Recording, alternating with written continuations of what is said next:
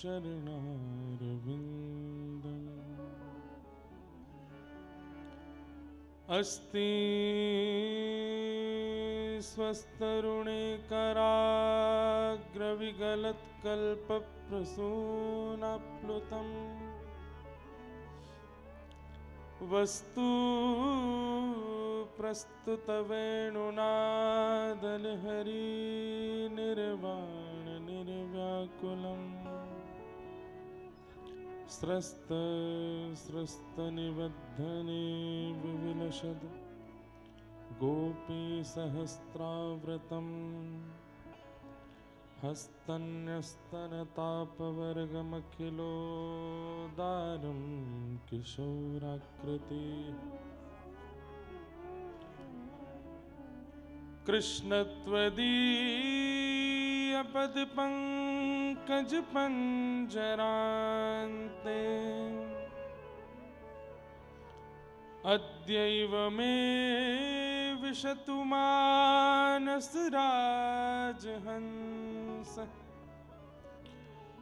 प्राणप्रयाण समये कफवातपित्तैः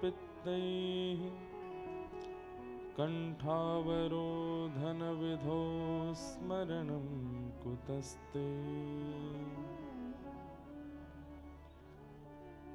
लक्ष्मीनाथ समारंभां नाथयामुनमध्यमाम् अस्मदाचार्यपर्यन्तां वन्दे गुरुपरम्पराम्। जय जय श्री राधारमण, जय जय नवल किशोर, जय गोपी चितचोर प्रभु, जय जय माखन चोर।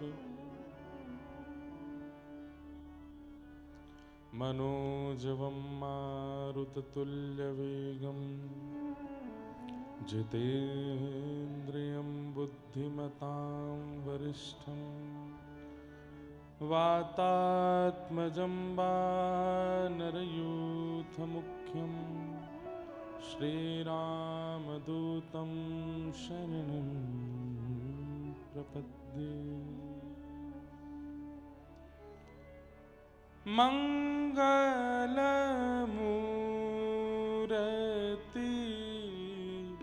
मारुति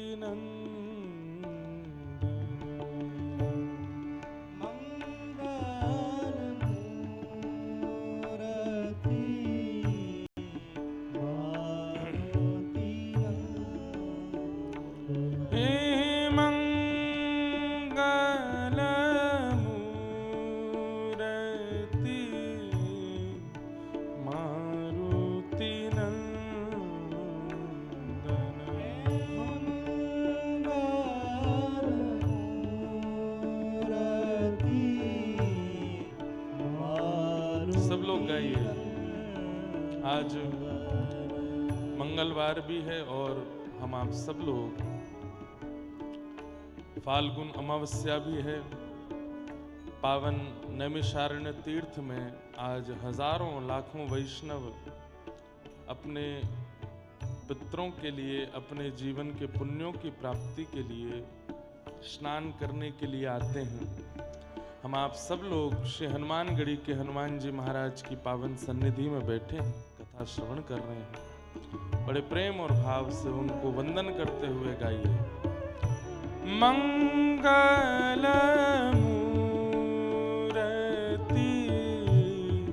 मारुति नंदन, मंगलमूर्ति मारुति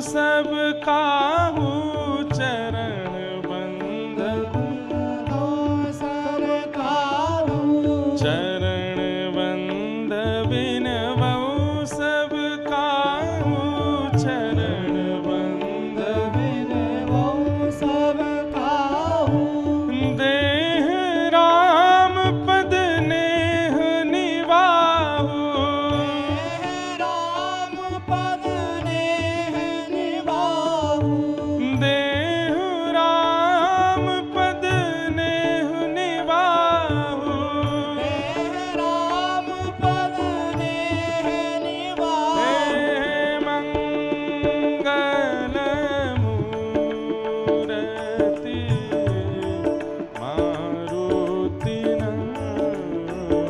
ओ मंगल मूरति मारुति हे मंगल मूरति मारुति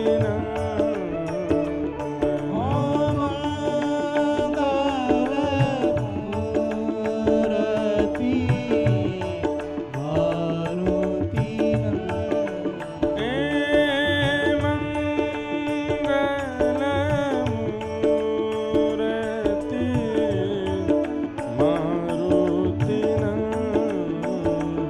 हे मंगल मूरति मारुति नंदन। हरे राम राम राम हरे हरे हरे राम राम राम हरे हरे हरे कृष्ण कृष्ण कृष्ण हरे हरे हरे कृष्ण कृष्ण कृष्ण हरे हरे हरे राम राम राम हरे हरे राम राम हरे हरे हरे कृष्ण कृष्ण कृष्ण हरे हरे हरे कृष्ण कृष्ण हरे हे मंगल मूरति मारुति नंदन।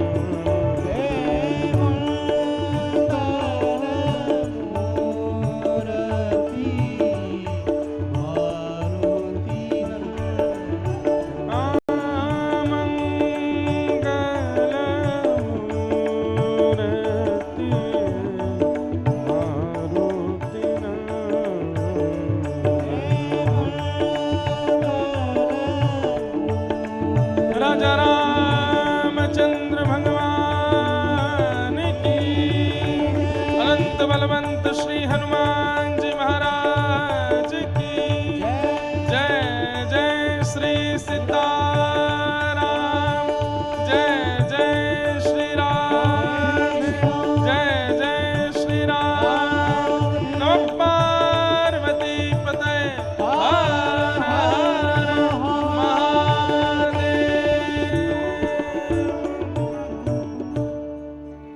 बोलो वृंदावन बिहारी लाल की श्री राधा रमण लाल की श्री राधा वल्लभ लाल की श्रीमद् भागवत महापुराण की श्री सुखदेव जी महाराज की श्री परीक्षित जी महाराज की वेदव्यास भगवान की सब संतन की 88,000 सोनकादि ऋषियों की श्री सूत जी महाराज की गोमती मैया की जय हनुमानगढ़ी श्री हनुमान जी महाराज की खाटू नरेश की जय जय श्री राधे द्वारिकाधीश की श्री राधा गिरधर लाल की जय। परम मंगल में परात्पर अखिलेश्वर अकारण करुणा वरुणालय भक्त वांछा कल्पतरु तड़ित्वित विनिंदित पीताम्बरधारी श्री बालकृष्ण प्रभु की वांग्मयी प्रतिमूर्ति, शब्दमयी प्रतिमूर्ति, हम आप सबके मध्य में विराजमान श्रीमद् भागवत महापुराण को बारंबार प्रणाम। श्री हनुमानगढ़ी के अति दुर्लभ श्री हनुमान जी महाराज के श्री युगल चरणों में बारंबार प्रणाम। प्रभु श्री रामचंद्र संपूर्ण दरबार सहित यहाँ विराजमान, उन्हें प्रणाम। नैमिषारण्य धाम को प्रणाम। यहाँ के सब ऋषियों को, संतों को प्रणाम। जिस पावन स्थान पर हम आप सब लोग कथा श्रवण कर रहे हैं, ऐसे इस पावन स्थान के पूज्य महंत जी हमारे श्री बजरंग दास जी को बारंबार प्रणाम। हमारे श्री नंदू भैया जी को बारंबार वंदन। हमारे मंच पर विराजमान समस्त विप्रवृंद, पूज्य महाराज जी और समस्त गंधर्वजन, आप सभी श्रोता भाई बंधु मातृशक्ति, सबको जय श्री कृष्ण। जय श्री कृष्ण। जय सिया राम। जय सिया राम। जय श्रीमन नारायण। जय श्रीमन नारायण। जय जय श्री राधे। जय जय श्री। ठाकुर जी की बड़ी कृपा, नैमिषारण्य क्षेत्र के पावन हनुमानगढ़ी में हम आप सब लोग मंगलमयी भागवती कथा का श्रवण लाभ प्राप्त कर रहे हैं। ये हमारा परम सौभाग्य है। आज अमावस्या का पावन दिवस और संपूर्ण नैमिषारण्य में अद्भुत दर्शनार्थियों का तांता लगा है। सब आकर के यहाँ दर्शन कर रहे हैं, स्नान कर रहे हैं, अपने पुण्यों की प्राप्ति, अपने पूर्वजों के कल्याण के लिए, अपने पितरों के कल्याण के लिए, अपने आगामी वंश के कल्याण के लिए। कल से 84 कोस की यहाँ की परिक्रमा भी प्रारंभ होगी। वह भी वर्ष में इन्हीं दिनों में प्रारंभ होती है। मतलब एक प्रकार से महंत जी ने हम आप सब पर बड़ी कृपा की कि जिन दिनों में नैमिषारण्य आने का सबसे बड़ा महात्म्य है, उन्हीं दिनों में हमको यहाँ बुलाया गया है। इन्हीं दिनों में ही यहाँ आने का महत्व है। आज भारतवर्ष के लगभग सब संत वृंद नैमिषारण्य में होंगे, ऐसा मुझे पता चला, क्योंकि यही तिथि सबकी अपनी अपनी एक स्थिति है।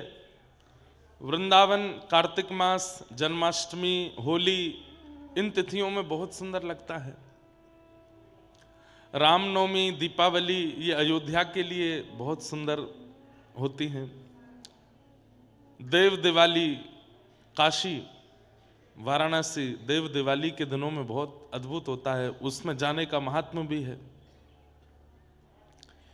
श्री बद्रीनाथ धाम अधिकतर लोग पितृपक्ष में जाते हैं या फिर जून जुलाई के महीने में, श्रावण में, और जब अभी कपाट खुलेंगे उसके बाद दर्शन का वहाँ का महत्व है।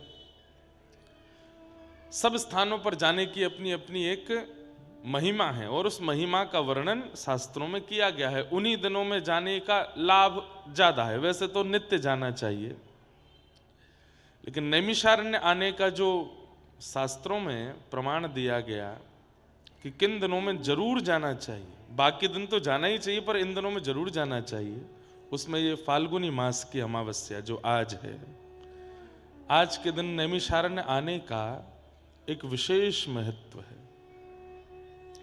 तो उन दिनों में हम आप सब लोग यहाँ आए हैं, ये हमारा परम सौभाग्य है। और आज बड़े बड़े सुंदर अनुपम दिवस हैं। जिस सभागृह में हम बैठ कर के कथा सुन रहे हैं, आज इस सभागृह को भी 25 वर्ष पूर्ण हो रहे हैं।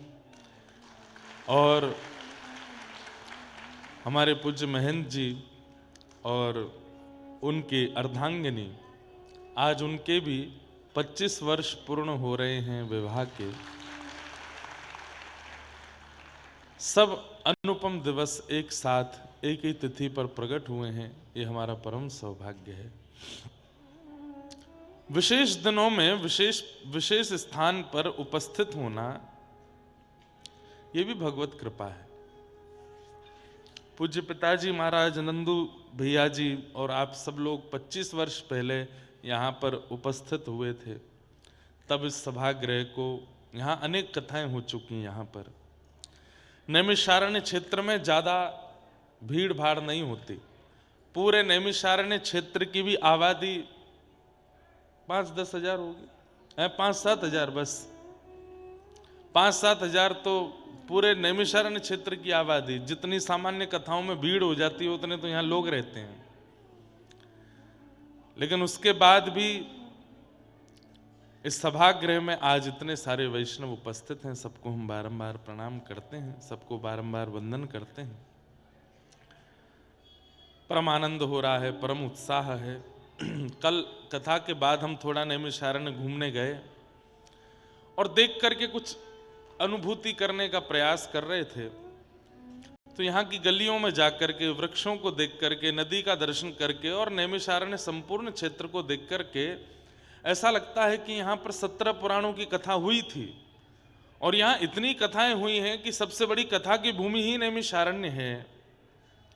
भले ही आज कथाओं के लिए, वक्ताओं के लिए प्रसिद्धि वृंदावन की ज्यादा है, अयोध्या की ज्यादा है, हरिद्वार ऋषिकेश में भी खूब कथाएं होती हैं, परंतु कथा की मूल भूमि यही है।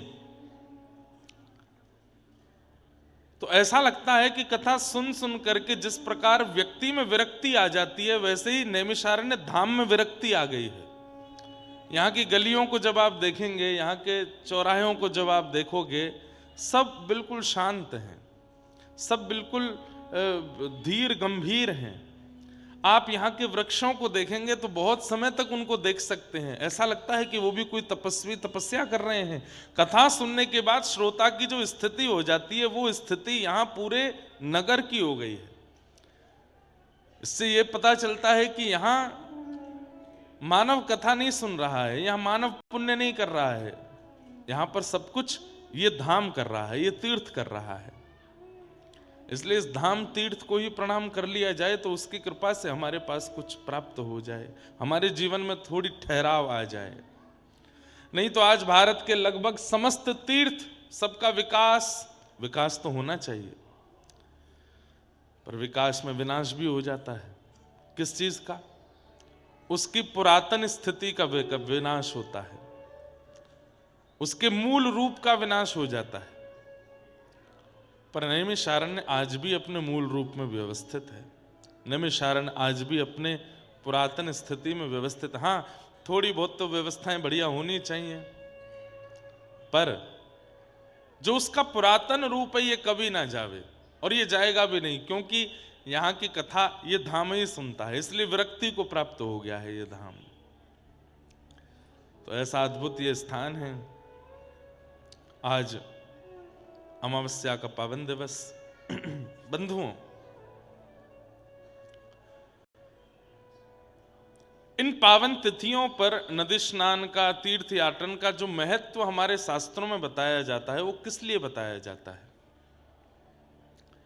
कई बार व्यक्ति जीवित अवस्था में इतने पुण्य कर्म नहीं कर पाता कि उसकी सद्गति हो, तो वो पितृलोक को प्राप्त हो जाता है मृत्यु के पश्चात। तब वह कामना करता है कि मेरे जो वंश के बालक हैं ये लोग कुछ पुण्य करें, जिससे मैं इस पितृलोक में भी अगर मुझे यातना मिले तो मैं उससे मुक्त हो जाऊं। हमारे जितने भी भाई लोग बीच वाली गैलरी में खड़े हैं, वीडियो बना रहे हैं, सब बैठ जाओ, बैठ के कथा श्रवण करें। सब लोग बैठ जाओ, व्यवस्था करनी है, किसी को आगे आने से रोकना, बैठे बैठे रोक दो। और पीछे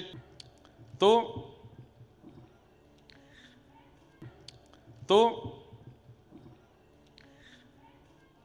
एक बार एक व्यक्ति को विरक्ति आ गई संसार में, और वो विरक्ति को प्राप्त होकर के इतना ज्यादा संसार मोह से दूर हो गया कि उसने पृथ्वी लोक का ही त्याग कर दिया। लोग घर छोड़ते हैं, पत्नी बच्चे परिवार छोड़ते हैं, कोई पृथ्वी ही छोड़ दे विरक्ति के कारण। विरक्ति के कारण पृथ्वी लोक का त्याग कर दिया। शिवलोक कौन सा है? कैलाश। विष्णुलोक वैसे तो वैकुंठ है, पर प्रारंभ हो जाता है मुक्तिनाथ से या बद्रीनाथ से। वो ऐसे लोकों में जाके रहने लगा और प्रार्थना करने लगा कि मेरी पृथ्वी छुड़वाइए, मुझे इसमें नहीं रहना। तब एक बार वो पृथ्वी लोक से निकल करके पितृलोक पहुंचा, और पितृलोक में जब पितरों का दर्शन उसने किया, उन पितरों में कई पितृ जो थे वो अपने पद से च्युत होकर के बड़ी यातनाएं भोग रहे थे। तो उसने जाकर के उन पितरों से कहा, आप लोग इतनी वेदना में हैं क्यों? तब उन्होंने कहा कि हम लोगों ने तो पुण्य इतना किया नहीं, उम्मीद थी कि हमारे वंश के बालक उस पुण्य को करेंगे, पर वे लोग भी केवल काम क्रोध और व्यसनों में पड़ गए। वे लोग भी ना श्राद्ध करते हैं, ना तर्पण करते हैं, ना इन पावन दिवसों में, जैसे आज एक पावन दिवस है, इन दिवसों में तीर्थ यात्रा करके स्नान आदि करते हैं, कुछ भी नहीं करते। तो फिर हमको भी यातना भोगनी पड़ रही है। ये नहीं है कि हम ही यातना भोग रहे हैं, हमारे वंश के उन बालकों को भी यातना भोगनी पड़ेगी। हमें उचित समय पर याद करके हमारे पुण्यों को पूर्ण ना करने के लिए उनको भी भोगना पड़ेगा। तो हम लोग बड़ी यातना में हैं। तब उस व्यक्ति ने विचार किया कि मैं तो सब चीज छोड़ छाड़ करके बिल्कुल घूम रहा हूं विरक्त होकर के, मेरे भी पूर्वज यहीं पितृलोक में ही होंगे, वो भी दुखी हो रहे होंगे। तब उसने अपने पितरों को जब देखा तो उनको दुखी देख करके उसने कहा कि भगवान, मेरे वापस जाने से और पुण्य करने से आप निवृत्त हो जाओगे इस कष्ट से? बोले हाँ बिल्कुल हो जाएंगे। तो उस तुरंत वापस आया और पृथ्वी लोक को पुनः स्वीकार करके उसने विवाह आदि किया, अपने गृहस्थ आश्रम में प्रवेश किया, एक सत पुत्र को जन्म दिया, स्वयं भी पितरों की मुक्ति के लिए और पुण्यों की प्राप्ति के लिए जो कर्म शास्त्रों में बताए वो किए, अपने बच्चों को भी सिखाया। मृत्यु के बाद उसने पितृलोक में जाकर के अपने पितरों को जब देखा तो वे वहां नहीं थे, वे वैकुंठ को प्राप्त हो गए थे। और उसने वही याचना अपने संतानों से भी की कि वे भी उचित समय पर मेरे लिए ये पुण्य कर्म करते रहे। तो इसलिए शास्त्रों में वर्णित जो पुण्य दिवस हैं और उन पुण्य दिवस पर करने वाले जो पुण्य कर्म हैं वो करने चाहिए। सौभाग्य से हम लोग आज यहां हैं। अगर आप लोगों को ज्यादा भीड़ भाड़ ना लगे, थोड़ा उचित लगे, वैसे तो आप कथा सुन रहे हो, आपका सब कुछ यहीं हो जाएगा, लेकिन फिर भी जाइएगा, गोमती जी में स्नान कीजिएगा, जा करके अपने पितरों का स्मरण कीजिएगा, अपने परिवारी जनों का स्मरण कीजिएगा, अपने जीवन का स्मरण करके और आगामी भविष्य का स्मरण करके प्रणाम करना कि सब मंगल में हो, आप कृपा करो। निश्चित है कि उसका कुछ लाभ, प्रभाव आपको अनुभव होगा। अच्छा, एक और बात है, बिना महत्व जाने भी अगर स्नान आदि करते हैं तो भी उसका लाभ नहीं होता। तो इसलिए महत्व तो आप समझ ही गए हैं, अब स्नान करेंगे तो उसका निश्चित लाभ होगा। पूर्व के किए हुए पापों को विनाश करते हुए स्नान करो और आगामी भविष्य में हम पाप ना करें, इस भाव से भी प्रणाम करो। तो ऐसी भावनाएं हैं। नैमिषारण्य क्षेत्र में हम आप सब लोग बैठे हैं। आज द्वितीय दिवस है कथा का। कल खूब आनंद हुए, खूब सुख मिला और बड़े आनंद के साथ प्रथम दिवस की कथा प्रारंभ हुई।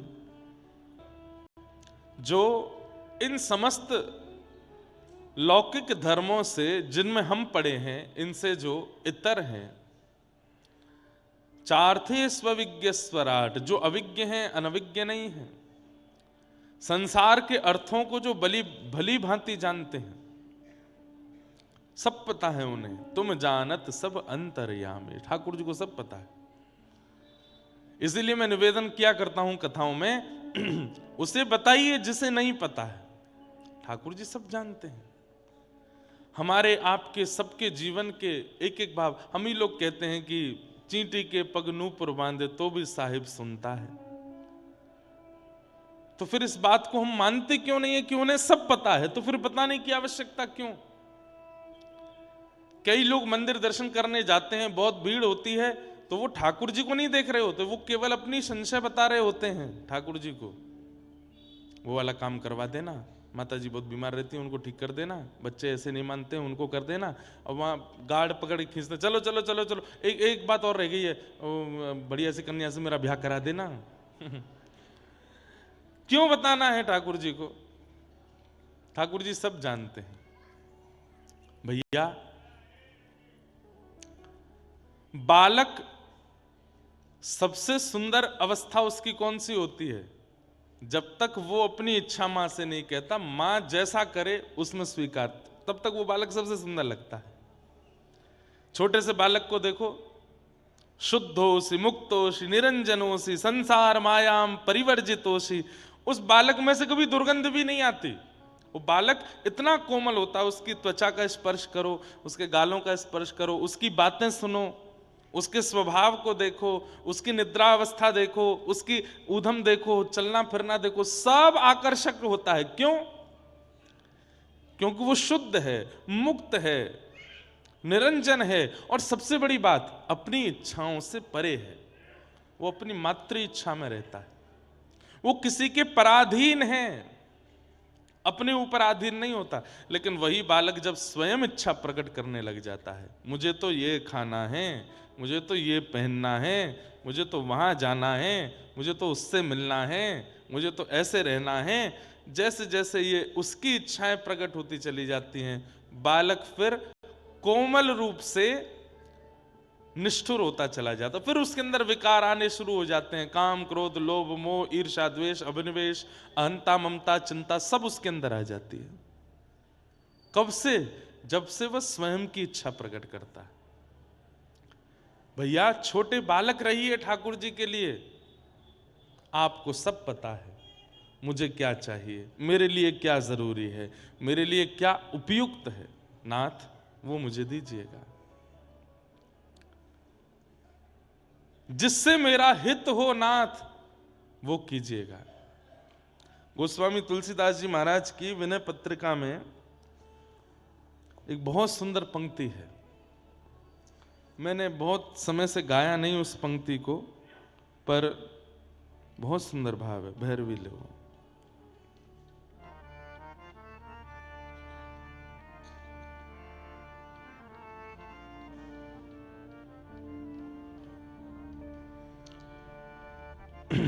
ऐसो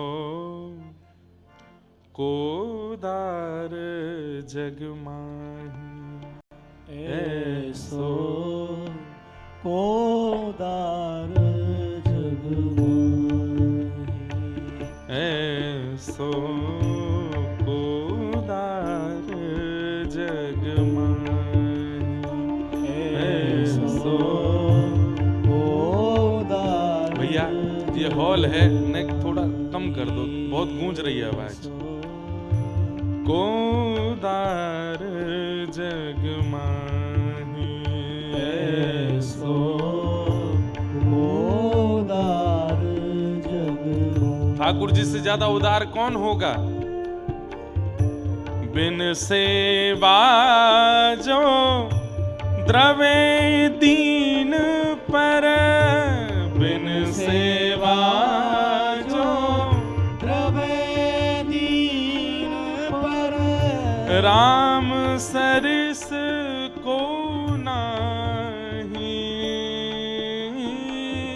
राम सरस को नाही। ऐसो कोदार जग माही, ऐसो कोदार। भैया, एक बालक के पास में बहुत सारे खिलौने होते हैं, पर वो उन्हीं खिलौनों को ज्यादा स्नेह देता है जो खिलौने उसको सुख देते हों। पर जो खिलौना उस बालक को सुख नहीं देता, जो खिलौना उस बालक को ज्यादा अच्छा नहीं लगता, वो बालक उस खिलौने को फेंक देता। हम सब वो खिलौने हैं, हमने कभी राघव जी को सुख नहीं दिया, हमने कभी उनको प्रसन्न करने का प्रयास नहीं किया, बल्कि जिन जिन व्यवहारों से उनको बुरा लगता है वो सब हम करते हैं, वो सब हम करते हैं जिससे राघव जी को बहुत बुरा लगता है, वो सब हमारे अंदर हैं। लेकिन फिर भी हम जीवित हैं, हम चल रहे हैं, फिर रहे हैं, खा रहे हैं, पी रहे हैं, सो रहे हैं, और ये सब तो एक सामान्य बात है। पर इन सब के बीच में नैमिषारण्य आ रहे हैं, कथा सुनने का अवसर मिल रहा है, वृंदावन जाने का अवसर मिल रहा है, बरसाना जाने का अवसर मिल रहा है, कीर्तन सुनने का अवसर मिल रहा है। इसका मतलब क्या है? हम उनके योग के खिलौने नहीं है, लेकिन फिर भी वो कितने उदार हैं, हम पर कृपा कर रहे हैं। हमने कुछ ऐसा नहीं किया जिससे उनको प्रसन्नता होती हो, लेकिन फिर भी वो हम पर अनुग्रह कर रहे हैं। ऐसो को उदार जग माहि, ऐसो उदार जग माहि। जो गति जोग विराग जतन करी, जो गति योग जो गति जोग विराग यतन करी, जो गति योग विराग करी कहीं पावत नाही, करी कहीं पावत नाही। हे सो गति देत गीध सबरी कहीं, सो गति देत गीत सवर प्रभु न बहुत जिय जानी, प्रभु न बहुत जिय जानी। जो गति वैरागियों को भी प्राप्त नहीं होती अनेक यत्न करने पर, नहीं पावत मुनि ज्ञानी, बड़े बड़े मुनि और ज्ञानियों को भी जो गति नहीं मिलती है, सो गति देत गीध सबरी कह। उस गीध को, जटायु का, अरे जटायु को गति कौन सी मिली, ये बाद की बात है, परंतु कितने बड़े आश्चर्य की बात है कि जिनके स्वयं पुत्र श्री राम हैं, उन दशरथ जी का अंतिम संस्कार राम जी ने नहीं किया, लेकिन गीध जो जाति का नहीं, वर्ण का नहीं, मानव नहीं, उसका संस्कार प्रभु श्री राम अपने हाथों से कर रहे हैं। कितनी बड़ी कृपा है उस पर। दशरथ जी का सौभाग्य है कि पुत्र राम है, लेकिन फिर भी भैया पुत्र के द्वारा जो संस्कार, अंतिम संस्कार होता, उसकी बड़ी महिमा है, और वो भी प्रभु श्री राम। लेकिन दशरथ जी को भी वो सौभाग्य नहीं मिला कि राम उनका संस्कार कर सकते। लेकिन कहां वो गीध, वो मानव भी नहीं है, जाति प्रजाति का भी नहीं है, लेकिन उसके अंतिम संस्कार स्वयं श्री राम जी कर रहे हैं। उस समय हनुमान जी के नेत्र सजल हो गए। दूर चिंतन करते करते जब राघव जी की लीला का चिंतन कर रहे थे प्रभु श्री हनुमान जी, तो चिंतन करके इतने भावुक हो गए, बोले कितना सौभाग्यशाली है वो जटायु। प्रभु श्री राम उसकी रक्षा कर रहे हैं, प्रभु श्री राम उसकी संस्कार कर रहे हैं, कितना बड़ा सौभाग्यशाली। वो सबरी, कहते हैं सबरी जी जिस वन में रहती थी, उस वन के सरोवर का जल लेने जाती थी। कुछ समय बाद वो सरोवर का जल सूख गया, तो उस वन में रहने वाले संतों ने सबरी को कोसा, बोले तेरे स्पर्श से ये सरोवर सूख गया, तू इतनी अभागनी है कि तेरे स्पर्श से ये सरोवर सूख गया, अब हम क्या पिएंगे, क्या खाएंगे? अरे तू कहीं और चली क्यों नहीं जाती, क्यों छोड़ के नहीं निकल जाती यहां से? सबरी बोली मैं चली जाती आपकी आज्ञा मान के, पर मेरे गुरुदेव कह करके गए हैं कि प्रभु श्री राम इस कुटिया में आएंगे, जब तक वे नहीं आ जाते तब तक बस रहने का अवसर दे दो। सबरी के लिए एक एक दिन भारी पड़ रहा है, क्योंकि उस वन प्रदेश के संत जन रोज सुनाते हैं सबरी को कि तू निकल जाए यहां से, तेरे कारण हमारा भजन भंग हो रहा है, तेरे कारण सरोवर सूख रहे हैं, तेरे कारण ऐसा होता है, ऐसा होता है। इतनी विषम परिस्थिति में भी रोज सबरी मार्ग बुहारती है, सजाती है कि प्रभु श्री राम आएंगे। वर्षों की प्रतीक्षा के बाद प्रभु श्री राम आए। संतों ने कहा कि वो सबरी के यहां क्यों जाएंगे, वो तो हमारे यहां आएंगे। लेकिन प्रभु श्री राम उस वन में आकर के भी सबसे पूछ रहे हैं कि सबरी कहां है, सबरी का आश्रम कहां है, और उसके यहां जाकर के झूठे बेर खाने हैं। अरे पराम्बा जगदम्बा लक्ष्मी को भी वो सुख प्राप्त नहीं होता जो सुख ठाकुर जी सबरी को प्रदान कर रहे हैं। इसलिए हम तो गाएंगे गोस्वामी तुलसीदास जी के साथ, ऐसो को उदार जग माही, ऐसो को उदार जग माही, ऐसो को उदार जग माही, ऐसो को उदार जग माही। तुलसीदास सब भांति सकल, तुलसीदास सब भांति सकल सुख, तुलसीदास सब भांति सकल सुख, जो चहसी मन मेरो, जो चहसी मन मेरो, हे तो भुज राम काम सब पूरण, तो भुज राम राम सब पूरन, करे कृपा निधि तेरो, करे कृपा निधि तेरो, ऐसो को उदार जग माही, ऐसो को उदार जग माही, ओ ऐसो को उदार जग माही, ऐसो को उदार जग माही। कितने उदार हैं ठाकुर जी।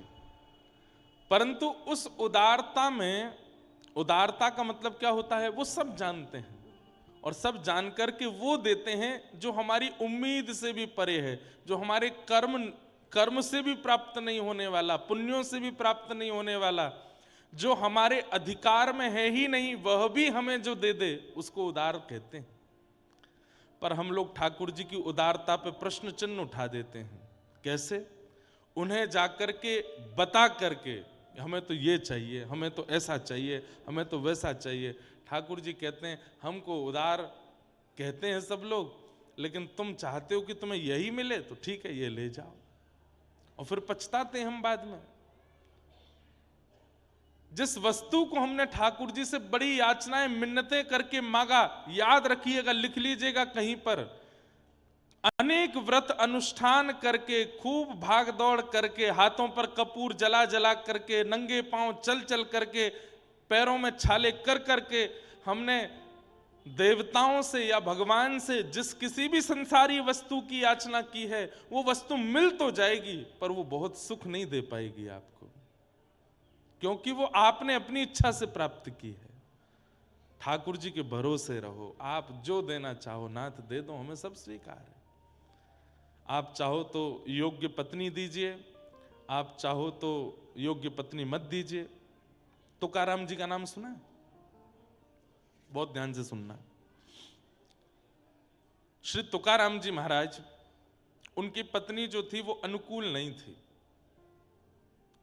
प्रतिकूल थी, बहुत चिल्लाती थी। अच्छा, उनका पूरा चरित्र पढ़ने में आता है कि उनकी पहले, उनके भी ऊपर भगवान की बड़ी कृपा। श्री तुकाराम जी महाराज की एक पत्नी और पुत्र अकाल पड़ने के कारण मृत्यु को प्राप्त हो गए थे।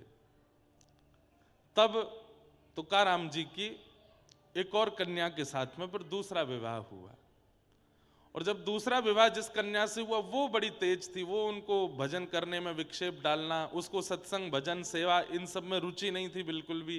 वो पूरे दिन लड़ती झगड़ती रहती थी तुकाराम जी से। तो तुकाराम जी अपने गांव के बाहर एक पहाड़ सा था, उसके ऊपर बैठ के भजन करते थे पूरे दिन, और शाम को जाते थे। गृहस्थ आश्रम का त्याग नहीं किया, अपने भैया जो हमारे पूर्व जन्म के कर्मों से मिला है इस जन्म में वो तो भोगना ही है। ध्यान से सुनिएगा। कई भाई लोग वीडियो बना रहे हैं, तो मुझे लगा कि कहीं अपनी पत्नी को सुनाएंगे जाके। तो बेचारे घर बार छोड़ के नहीं चले गए, ऊपर एक पहाड़ के ऊपर बैठ करके भजन करते थे, शाम को घर आते थे, और शाम को जैसे ही घर आते पत्नी उनको इतना सुनाती, पूरे दिन बाहर रहते हो, कुछ करते धरते नहीं, घर कैसे चलेगा, ये कैसे चलेगा, आकर के हाथ जोड़ के प्रणाम करते, जय हो तुम्हारी बड़ी कृपा। क्यों? जिस संसार में व्यक्ति इतना फंस जाता है, इतना फंस जाता है कि फिर छोड़ ही नहीं पाता उस संसार को, उस घर को, उस परिवार को। तुम्हारे आने के कारण मेरा घर छूट गया, तुम्हारे आने के कारण मेरा घर में मन नहीं लगता, मेरा संसार अपने आप छूट रहा है। तुम ऐसे ही गुस्सा किया करो रोज, तुम्हारे कारण मेरे चित्त में जो आसक्ति है संसार के प्रति वो निकलती। बोलते नहीं थे, मन ही मन सोचते थे, बोलेंगे तो पिटाई हो जाएगी, कुछ नहीं बोलते थे। तो गांव में सबको पता था कि इनकी पत्नी अनुकूल नहीं है बिल्कुल भी। एक गांव का बालक था, वो भी सत्संग करता था, तो उसके मन में भी विरक्ति आ गई।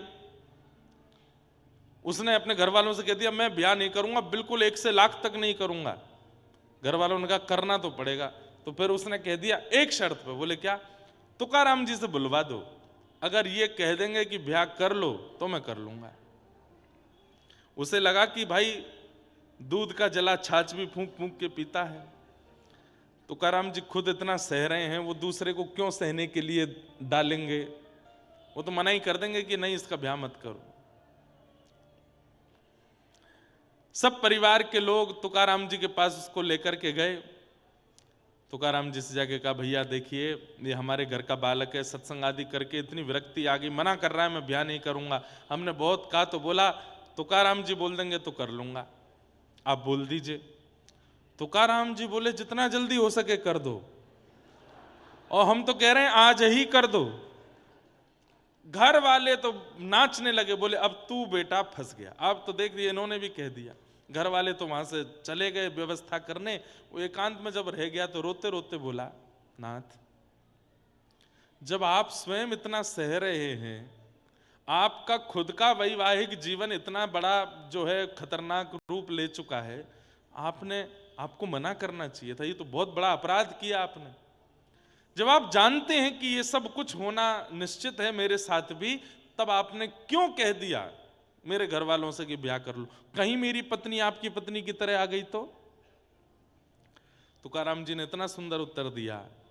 तुकाराम जी बोले देखो अनुकूल पत्नी आ गई तो कहने ही क्या, जैसे तुम चाहते हो वैसी पत्नी आ गई तो दोनों मिलकर भजन करना। और कहीं प्रतिकूल पत्नी आ गई तो एक गांव में 2 तुकाराम हो जाएंगे, मैं भी हूं तू भी है। भाई मैं तुकाराम कैसे बना? आज छत्रपति शिवाजी महाराज तुकाराम जी का प्रवचन सुनने आते थे। सोचिए अगर आसपास के क्षेत्र में छत्रपति शिवाजी होते थे तो उनको पता चल जाता कि तुकाराम जी यहीं हैं, तो जाते थे, जाकर के उनका कीर्तन सुनते, प्रवचन सुनते थे। बोले आज इतने हजारों की तादाद में लोग कथा सुनने आते हैं, और कहां तक कहें पंढरपुर में तुकाराम जी का नाम लेने मात्र से श्री पंडरीनाथ भगवान चलित जैसे हो जाते हैं। ये तुकाराम निर्माण किससे हुआ? जीवन में एक विपरीत पत्नी होने की वजह से।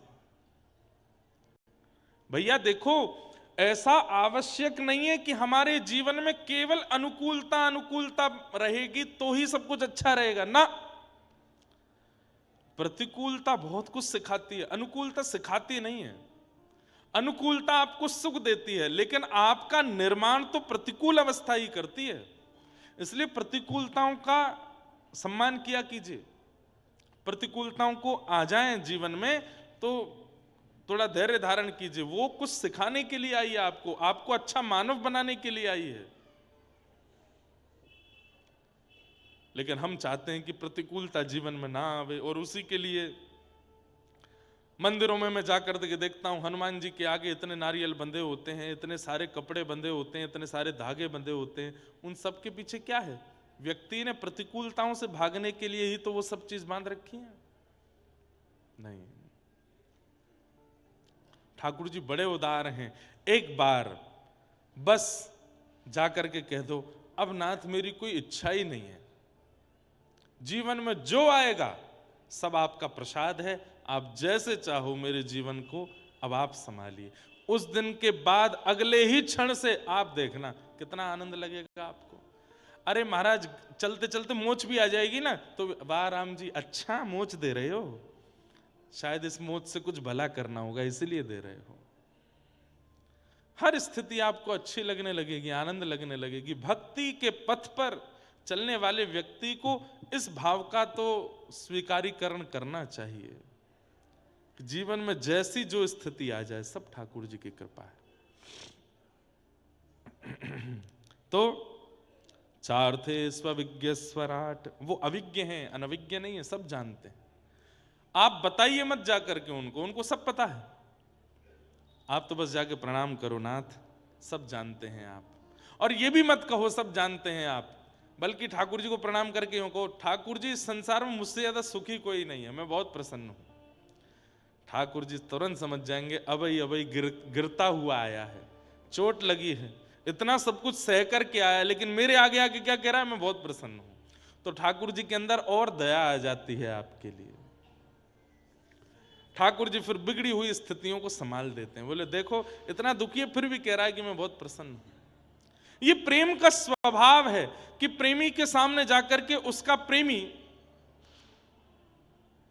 जैसे मां वो बुखार में थी, लेकिन पता चला कि बेटा लखनऊ गया है, कोई बहुत बड़े कार्य को संपादित करने गया है, तो घर में सबको बोल देती उसको मत बताना मैं बुखार में हूं, उसको मत बताना मुझे ये पीड़ा है, उसको नहीं बताना, वो बेचारा वहां गया चिंता करेगा।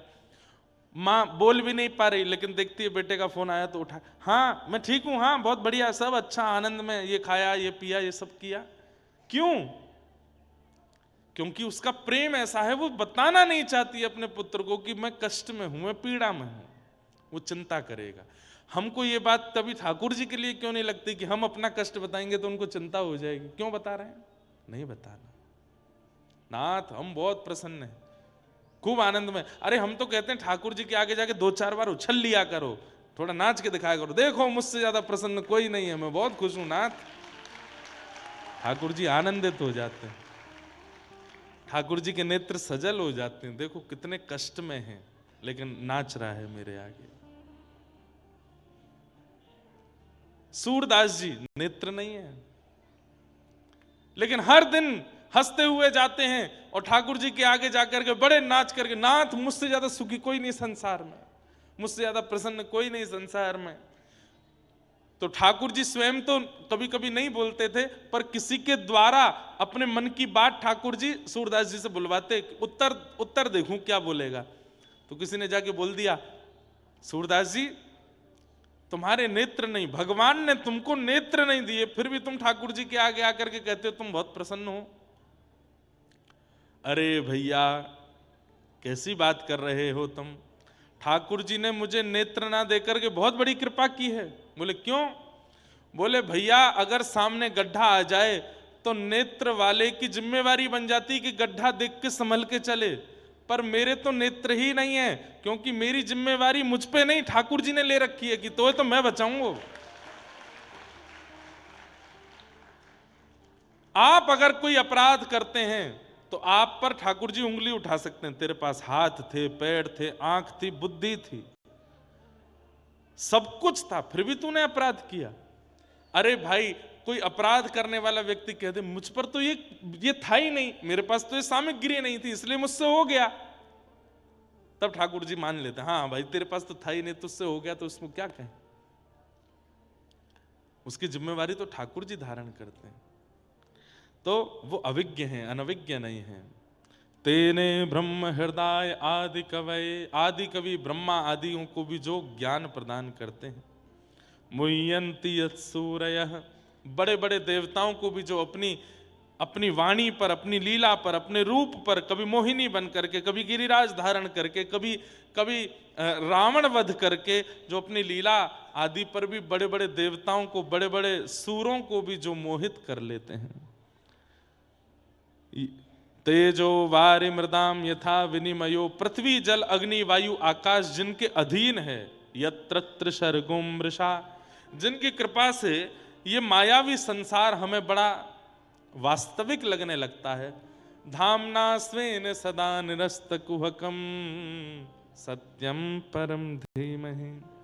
ऐसे परम सत्य परमात्मा को हम बारंबार प्रणाम करते हैं, बारंबार वंदन करते हैं, जिनसे इस पूरे संसार की रचना, जिनके कृपा से इस संसार में हम सबकी गतिविधि आदि सब निश्चित होती है, उन परमात्मा को हम बारंबार वंदन करते हैं।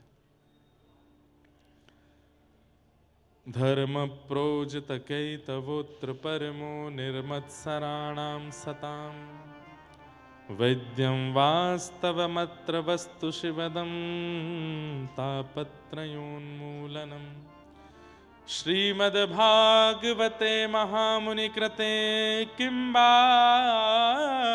परैरीश्वर सद्यो हृद्यवरुध्यते त्रिकृतभिः शुश्रूषुभिस्तत्क्षणात्। बहुत ध्यान से सुनिएगा, आप लोग श्रोता तो बढ़िया हो, ध्यान से सुनते हो, अच्छे हो। या फिर ऐसा कह लो कि यहाँ इस सभागृह का स्वरूप ऐसा है कि हमें सब दिख रहे हैं, नहीं तो हम जिन पंडालों में करते हैं हमें दिखता ही नहीं है कोई भी, एक आध दो लोगों के अलावा दिखते नहीं। पर आप लोगों के मुखमंडल इतने प्रसन्न चित्त और इतने आनंद में हैं, अच्छा आनंद लग रहा है। और वातावरण भी इतना बढ़िया है नैमिषारण्य का। और जगह तो गर्मियाँ आ गई, यहाँ अभी भी सर्दी है, यहाँ अभी भी ठंडी ठंडी सौंधी हवा चल रही है, शांति है, चारों तरफ से कोई ज़्यादा शोरगुल हल्ला कुछ भी नहीं है। तो ये ऐसा वातावरण, मतलब कथा के लिए जैसा वातावरण होना चाहिए वैसा यहाँ है। शाम को जाइए, अब आज तो भीड़ होगी, कल मैं गया था श्री नदी के तट पर जाकर के दशाश्वमेध यज्ञ घाट पर या कहीं भी जाके बैठो, ऐसा लगता है कि बस कोई मिले ना, कोई आवे ना, थोड़ी देर यहाँ भजन करें, इतना आनंद लगता है। और नैमिषारण्य के घाटों के सामने वाले घाट बिल्कुल हरे भरे, उनमें वृक्ष लगे हैं, बिल्कुल शांति, दूर दूर तक एक भी व्यक्ति नहीं। कितना सुंदर चिंतन यहाँ बन सकता है अगर कोई बनाना चाहे तो। मुझे तो बहुत आनंद आ रहा है यहाँ पे, बहुत अच्छा लगा आकर के। अभी 2 दिन तो भीड़ है, आज और कल, फिर भी एकांत मिल ही जाएगा, कहीं ढूंढ के बैठ जाओ। पर हम बार बार आपको संकेत करते हैं, बस ध्यान से बैठना। वन्य प्रदेश है, यहीं से मुक्तिनाथ नहीं जाना सीधे। तो एक बार बद्रीनाथ में कथा थी पूज्य पिताजी महाराज की। तो पूज्य पिताजी महाराज कथा में बोले कि भाई बद्रीनाथ में गंगा जी में स्नान का विधान नहीं है। पिताजी ने कहा यहां तो दर्शन मात्र से गंगा जी के स्नान का फल मिल जाता है। तो 2 बूढ़ी माता जी कथा सुनी, उन्होंने सोचा दर्शन मात्र से स्नान का फल मिलता है तो स्नान से क्या मिलता होगा। और वो इस भावना से बेचारी दोनों बूढ़ी माता चली गई। जैसे ही उन्होंने गोता लगाया बद्रीनाथ में गंगा जी का गोता, मां तो उंगली डाल दो तो उंगली गायब सी हो जाती है, सुन्न पड़ जाती है, खून जम जाता है, इतना ठंडा। दोनों माताओं ने गोते लगाए, फिर तो जो हुआ वो आप अनुमान लगाओ क्या हुआ होगा। सीधे बद्री विशाल भगवान ही दिखे गए उनको। उनके बेचारे परिवार के लोग रोते बिलखते आए, महाराज जी अच्छा अभी हंसने वाली बात तो नहीं है खैर, लेकिन आप हंस रहे हो। मैं भी हंस रहा हूं। उनका शरीर भी नहीं मिला। वहां तो गंगा जी को ठहरती हैं, वहां तो गंगा जी का, अगर आप बद्रीनाथ में रात में सुनेंगे तो 1-2 बजे आप किलोमीटरों दूर होटल में भी रुके होंगे तो गंगा जी की आवाज आती है। इतनी तीव्र गति से वेग से गंगा जी बहती हैं। तो इसलिए कथाओं में, तीर्थों में कई बार व्यासों को बड़ी सावधानी से बातें बोलनी पड़ती हैं, ताकि श्रोता कहीं जाके आधी बात सुन करके कुछ ना कर ले। इसलिए वन्य प्रदेश है, थोड़ा ध्यान से जाना, एकांत में जाओ भी तो। धर्म प्रोजित कई तवोत्र परमो निर्मत्सराणाम। बहुत ध्यान से सुनना। विषय, अधिकारी, संबंध और प्रयोजन, ये 4 बातें इस भाव में बताई गई हैं। श्रीमद् भागवत का विषय क्या है? धर्म प्रोजित कई तवोत्र परमो। हमारे चित्त में परम धर्म का बीजारोपण करना, ये भागवत का विषय है। ठाकुर जी की प्राप्ति होना, वैकुंठ की प्राप्ति होना, जीवन में बहुत कुछ प्राप्त होना, वो बहुत बाद का विषय है। पर प्रारंभिक विषय यह है हमारे जीवन में परम धर्म का प्रादुर्भाव होना। परम धर्म किसको कहते हैं? परम धर्म किसको कहते हैं?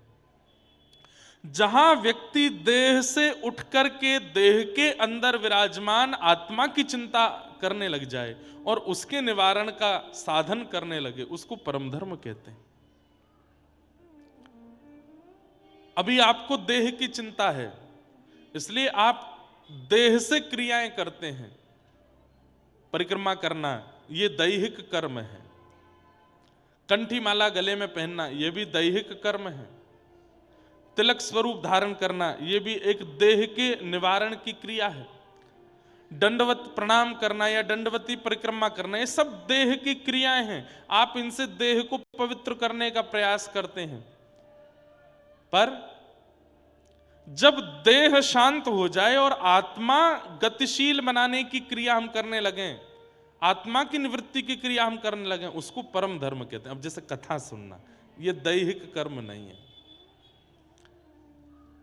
आप देह से बैठे हो कथा में, लेकिन जो भी वक्ता सुना रहा है उसको अनुशीलन उसका कौन कर रहा है? आत्मा कर रही है।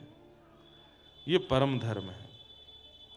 एकांत में जाकर के आप मानसी चिंतन कर रहे हो, एकांत में बैठकर के नेत्र बंद करके अपने चित्त में विराजमान निकुंज में श्री ठाकुर जी के मधुर रस का चिंतन कर रहे हो, ये दैहिक कर्म नहीं है, ये मानसिक कर्म है। तो मानसिक कर्म जहां आत्मा की निवृत्ति की क्रियाएं की जाती है उसको परम धर्म कहा जाता है। क्या कहते हैं? परम धर्म। परम धर्म। तो श्रीमद् भागवत का आश्रय लेने वाला व्यक्ति धीरे धीरे धीरे धीरे परम धर्म का मार्गी हो जाता है। वो ज्यादातर एकांत में रहना शुरू कर देता है, वो ज्यादातर अपनी आत्मा को समझाना प्रारंभ कर देता है, वो ज्यादातर शारीरिक क्रियाएं ना करके आत्मा को गतिशील भगवत प्राप्ति में कराने की कामनाएं करने लगता है। उसको परम धर्म कहते हैं।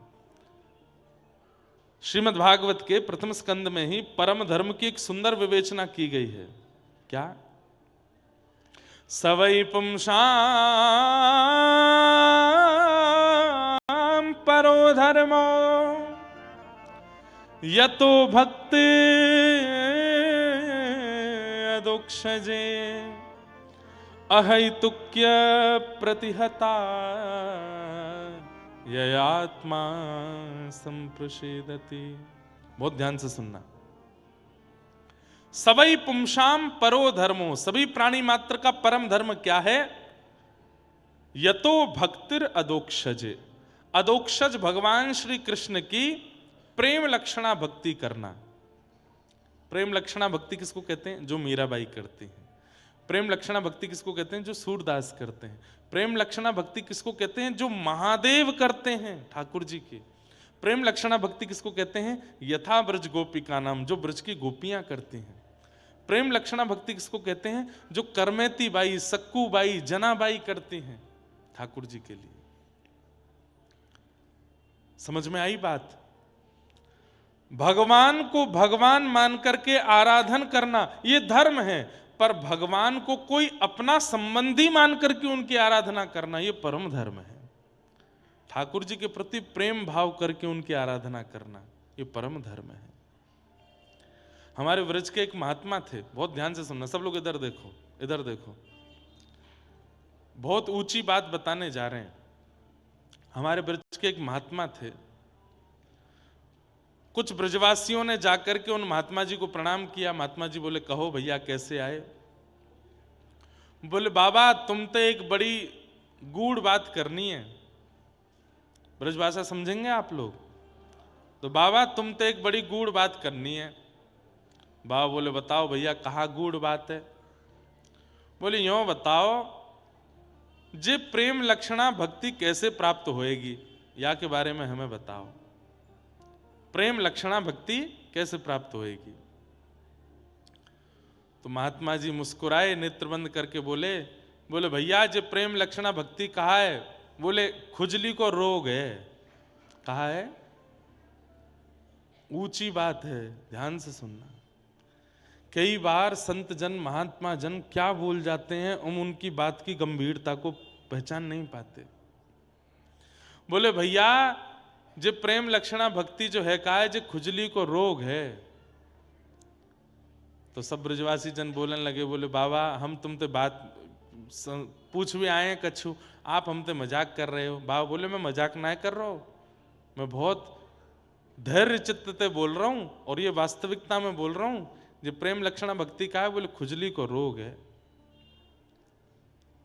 बोले ऐसे कैसे? बोले भैया ये खुजली को रोग कैसे होवे? बोले जाकू है जाए वाकू पूरे दिन खुजावे में ही सुख मिले, पूरे दिन खुजाते ही रहेगो।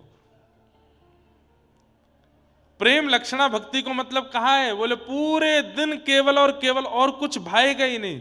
कृष्ण मन कृष्ण धन कृष्ण ही हमारो तन, आठों याम ऊधों में कृष्ण ही सो काम है। यादो हने बहन अने मथनो पलेप, प्रेंखें खनार भरुदितो क्षणमार जनादऊ। पूरे दिन गोपियां केवल कृष्ण को ही याद करती रहती हैं, उन पर कोई काम नहीं है। उठते बैठते चलते फिरते सोते खाते पीते हर स्थिति में केवल कृष्ण है कृष्ण है कृष्ण है। दूसरी बात, ये खुजली को रोग कैसो है? बोले भैया जाको खुजली को रोग है जाना बात दूरी बनाए के रखी हो। क्यों? अगर छुप गए तो तुमको भी है जाएगा। प्रेम लक्षणा भक्ति कैसी है? ये प्रवचन से नहीं आएगी, ये सुनावे से नहीं आवेगी, ये सुनवे से नहीं आवेगी। तो बोले जाकू प्रेम लक्षण रोग लगो हो, वाक्य संस्पर्श से आवेगी, वाक्य संपर्क से आवेगी। ये इतनी आसान नहीं है। सोचो महापुरुष क्या शब्द बोलते हैं और कैसे उसका संकेत कर देते हैं। अब कितने बड़े प्रश्न को, कितने गंभीर प्रश्न को कितनी आसानी से समझा दिया। जाकू प्रेम रोग लगो होगो, ठाकुर जी की प्रेम लक्षणा भक्ति लगी होगी, वाक्य संपर्क में जावे से प्रेम आवेगो। तो फिर ब्रजवासी उनके तो नेत्र सजल हो गए, अरे बाबा आपने कैसी अच्छी बात कही। तब दूसरा ब्रजवासी बोलो, लेकिन बाबा कृष्ण प्रेम कोई महापुरुष को लगो है, ये हमको कैसे पता चले? इस भयावह कलयुग में जहां पाखंड का इतना पारावार हो चुका है, लोग बाग केवल अपने प्रचार के लिए प्रेम लक्षणा भक्ति का दिखावा कर देते हैं। हम कैसे पहचाने कि प्रेम लक्षणा भक्ति कोई में है कि नहीं?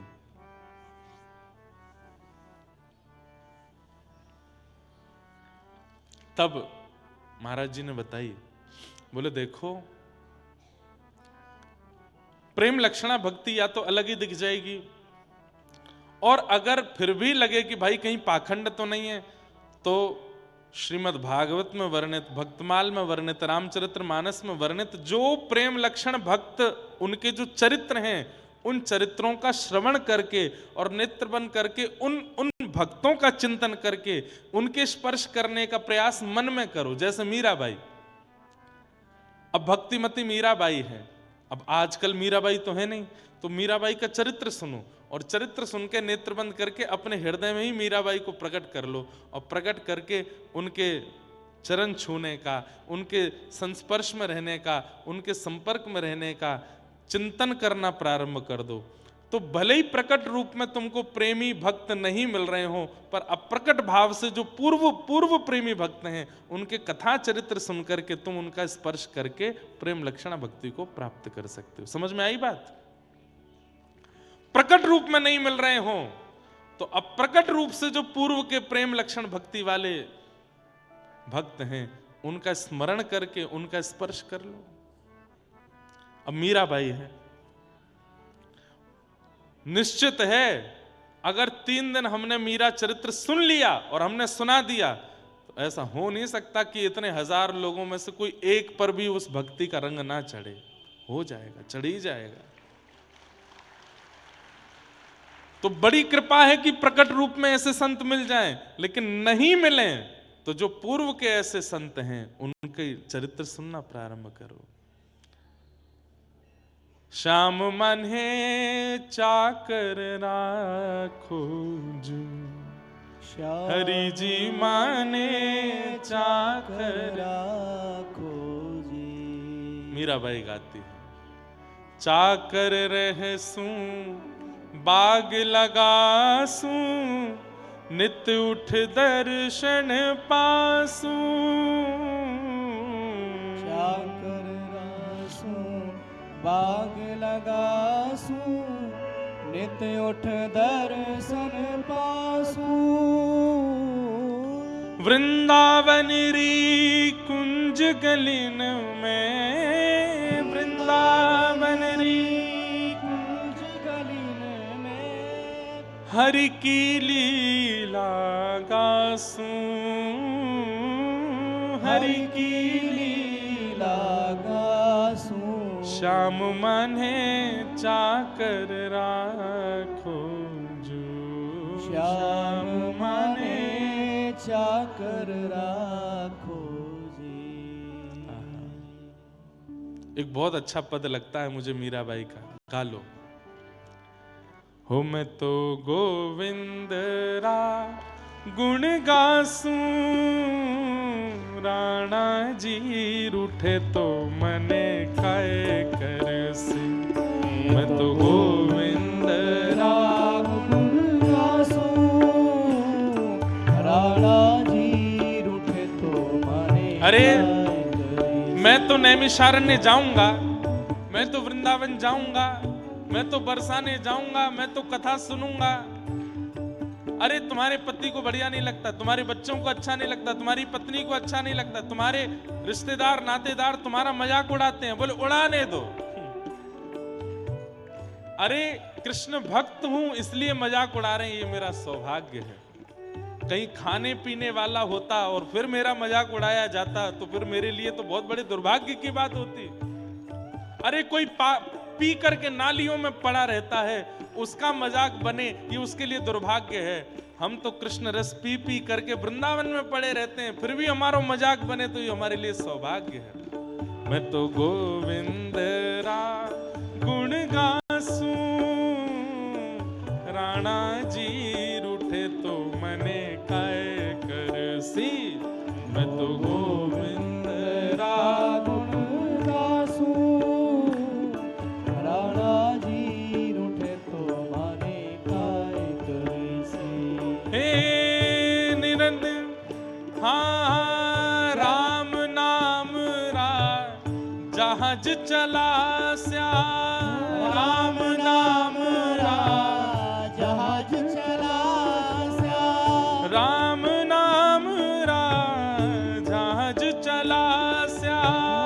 राम नाम रा जहाज चला ओ मैं तो भव सागर तर जासूं, मैं तो भव सागर तर जासूं। हाँ मैं तो भव सागर तर जासूं, मैं तो भव सागर तर जासूं। मैं तो गोविंद रा गुण गासूं, राणा जी रूठे तो मने काय करसी। मैं तो गोविंद रा गुण गासूं, राणा जी बोलो वृंदावन बिहारी लाल की। भुजा उठा के करताल बजा के गाओ।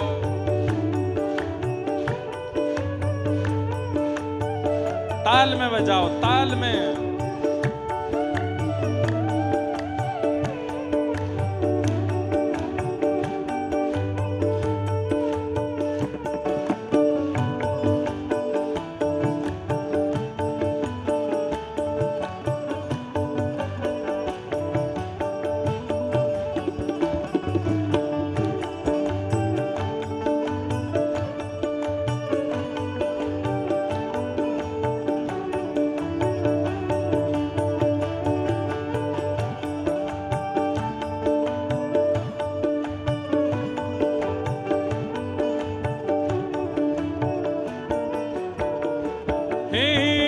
चरणामृत रा नेम हमारा, चरणामृत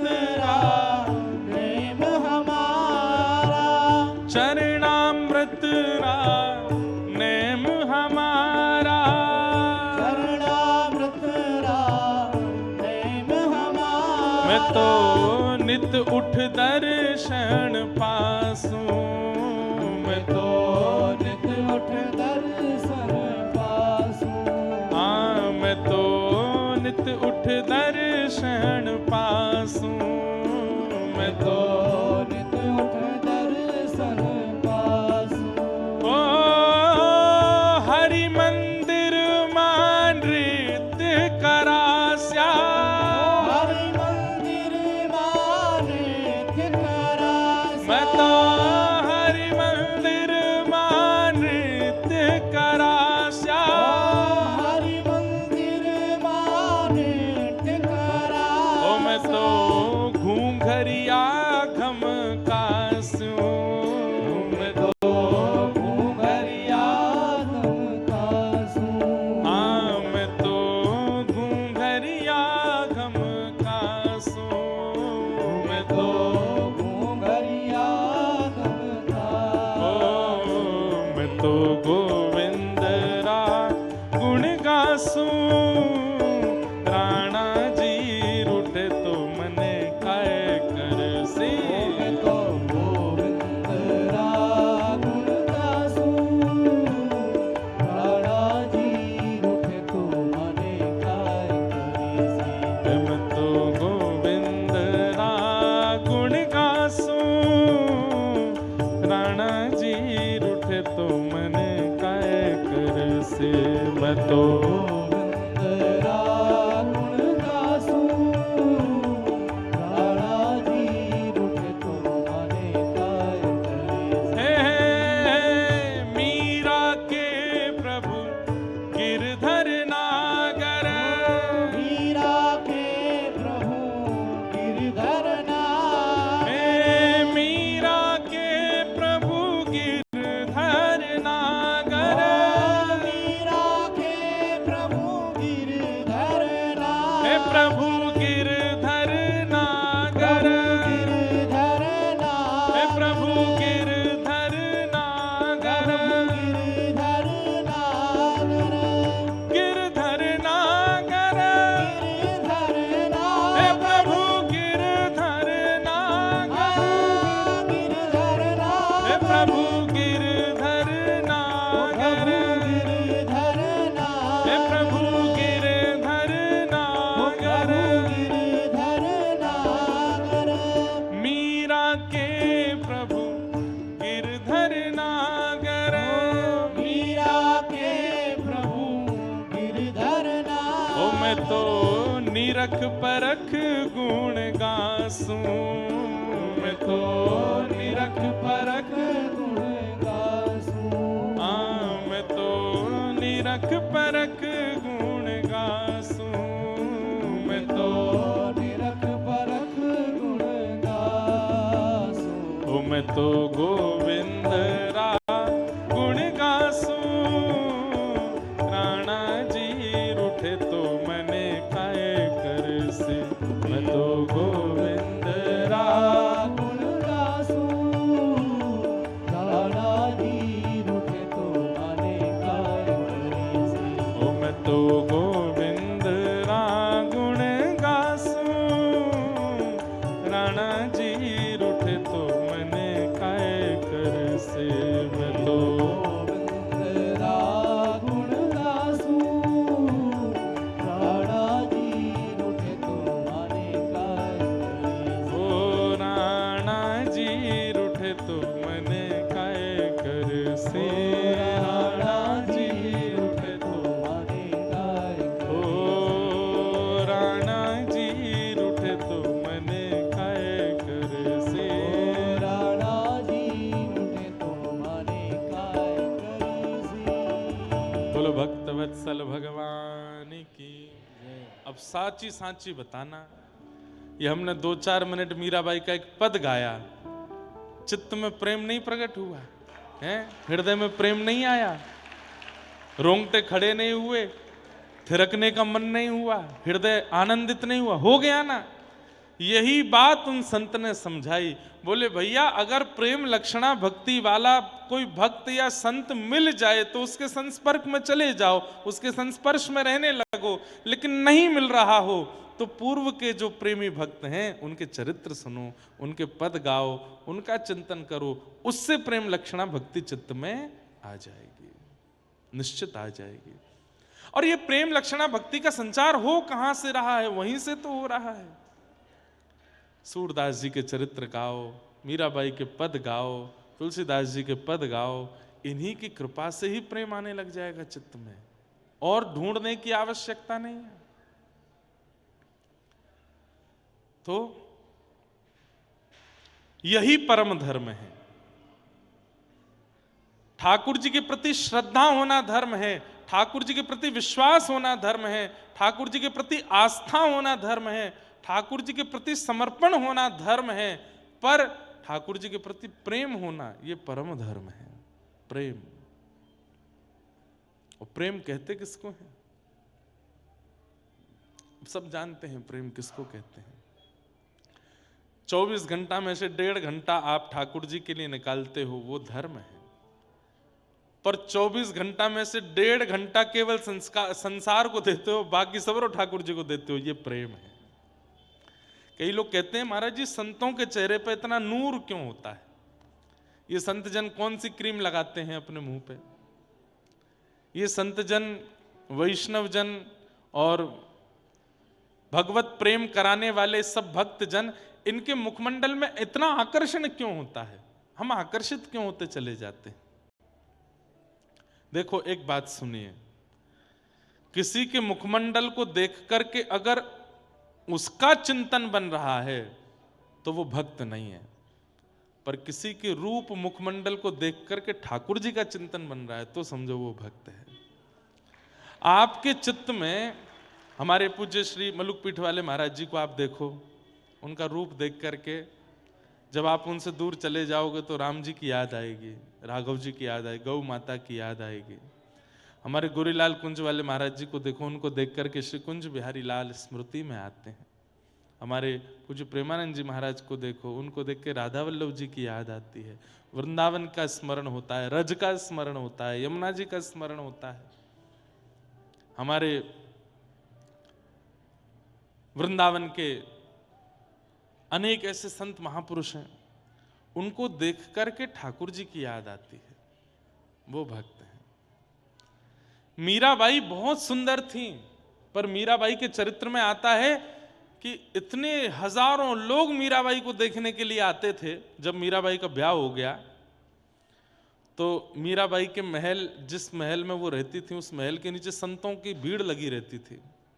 मेवाड़ में कभी संत जन आते ही नहीं थे, लेकिन मीराबाई के आने के बाद इतने संतों की भीड़ लग गई। तो भोजराज जिनसे विवाह हुआ, वो एक बार रूप बदल करके उन संतों के बीच में गए और पूछने लगे, मीरा को देख करके क्या लगता है? बहुत सुंदर है, चांद जैसा मुखड़ा है, इतनी आकर्षक लगती है, इसके नेत्र मृग जैसे हैं, इसकी नासिका ऐसी है, इसके घुंघराले केश हैं, इसके कान ऐसे हैं। मतलब रूप का वर्णन करने लगे तो पास पास बैठे हुए संत जन कह रहे, राम राम राम राम, छी छी छी, अरे क्या बोलते हो भाई, क्या बोल रहे हो? तो बोले मीराबाई, वही तो कह रहा हूं, हम उसके नेत्र ही तो देखने आते हैं, उसकी अलकावली तो देखने आते हैं, उसकी नाकी तो देखने आते हैं, उसके रूप का गौरवर्णी तो देखने आते हैं। तो बाकी सब संत जन गुस्सा हो गए, तू कैसी बात करता है? मीराबाई का रूप देख करके हम उसकी सुंदरता देखने नहीं आते, तो क्यों आए हो तुम लोग? बोले अरे बद्रीनाथ जा करके, रामेश्वरम जा करके, जगन्नाथपुरी जा करके, द्वारिकापुरी जा करके, तीर्थों में नंगे पैर भ्रमण करके भी कृष्ण इतने प्रिय नहीं लगते जितने मीराबाई के रूप को देख के लगने लगते हैं। उनका एक झलक पाते ही कृष्ण और प्रिय हो जाते हैं, और ज्यादा प्यारे लगते हैं। हम तो इसलिए मीरा को देखने आते हैं। अद्भुत है। तो धर्म प्रोजित कई तवोत्र परमो, हमारे चित्त में परम धर्म का प्रादुर्भाव भागवत की कृपा से होता है। अगर आप भक्त चरित्र ही सुनते रहोगे और श्रीमद् भागवत जी का आश्रय नहीं लोगे तो भी कहीं ना कहीं प्रेम लक्षणा भक्ति उत्पन्न नहीं हो पाएगी। इसलिए हमारे स्वामी श्री हरिदास जी महाराज, जिनकी परंपरा इतनी कठिन है, इतनी गौड़ है कि उसमें प्रवेश करना व्रज में भी बहुत मुश्किल है। स्वामी श्री जिन्होंने श्री बिहारी जी को प्रकट किया, अभी हम वहीं से कथा करके आए, जटेरी धाम, वो स्वामी जी की परंपरा का ही स्थान है। उनकी प्रेम की स्थिति बड़ी विचित्र है। वे स्वामी जी की परंपरा भी आज्ञा करती है, प्रथम सुने भागवत भक्त मुख भगवत वाणी, भक्त मुख भगवत वाणी, प्रथम सुने भागवत। वहां पर भी आज्ञा दी गई है कि पहले भागवत सुनो। भागवत के बिना अगर आप रस में प्रवेश करना चाहेंगे, प्रेम में प्रवेश करना चाहेंगे, आपसे अपराध हो जाएगा। ठाकुर जी सामने आ भी गए तो भी अपराध बन जाएगा, और वो ऐसा अपराध बनेगा कि उस अपराध के कारण ठाकुर जी जन्मों तक नहीं मिलेंगे। इसलिए भागवत के आश्रय से प्रवेश करो। धर्म प्रोजित कई तवोत्र परमो, तो भागवत का विषय क्या है? हमारे चित्त में परम धर्म का प्रादुर्भाव होना। परम धर्म क्या है? कृष्ण से अहेतुकी प्रेम लक्षणा भक्ति होना। तो ठाकुर जी से प्रेम लक्षणा भक्ति होना, यह भागवत का विषय। श्रीमद् भागवत का अधिकारी कौन है? तो कहते हैं निर्मत सराणाम सताम, जिसके चित्त में मात्सर्य दोष नहीं है। मात्सर्य दोष किसको कहते हैं? मात्सर्य दोष किसको कहते हैं? इधर देखो, यहां देखो। दूसरे के प्रति ईर्ष्या, किसी की अच्छाइयों को देखकर के आप विचलित होते हो, वो इतना अच्छा क्यों है, वो इतना बढ़िया क्यों है, इसको मात्सर्य दोष कहते हैं। मैंने कई बार कथाओं में इस बात को कहा है। ठाकुर जी कामी को मिले हैं, क्रोधी को मिले हैं, लोभी को मिले हैं, मोही को मिले हैं, लेकिन ईर्ष्यालु को नहीं मिलते। और कई बार ऐसा देखा गया है कि व्यक्ति के अंदर काम नहीं है, क्रोध नहीं है, लोभ नहीं है, ईर्ष्या लोभ नहीं है, मोह नहीं है, पर ईर्ष्या है। और उस व्यक्ति को लोग कह देते हैं कि तो बढ़िया ही, तो कोई बात नहीं भाई, न ईर्ष्यालु ही तो है ना। आपको दिख नहीं रहा है। अगर ईर्ष्या है तो इसका मतलब काम भी है, क्रोध भी है, लोभ भी है, मतलब ये दोष है तो सारे दोष है। कई बीमारियां ऐसी होती हैं, अगर वह बीमारी है तो इसका मतलब है सर्वांगीण इंद्रियां आपकी नष्ट हो चुकी हैं। कई बीमारियां ऐसी, उससे रक्त भी खराब हो गया है, उससे लिवर भी खराब हो गया, किडनी भी खराब हो गई है, हार्ट भी खराब हो गया है, बुद्धि भी खराब हो गई है, सब खराब हो जाता है एक बीमारी के आने से।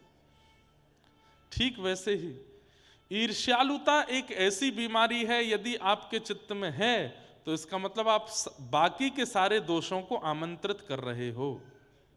ईर्ष्या क्या करता है पता है? हमारे चित्त में दोषों के लिए जगह नहीं होती। बहुत ध्यान से सुनो, इधर देखो, इधर देखो, यहां देखो, कथा सुनो। हमारे चित्त में जगह नहीं है ईर्ष्या दोषों के लिए। काम क्रोध लोभ मोह आना तो चाहते हैं पर उनको जगह नहीं मिलती। तब वे क्या करते हैं? एक ऐसे चिकित्सक को भेजते हैं जो भीतर जाके जगह बनाए, वो उसका नाम है ईर्ष्या।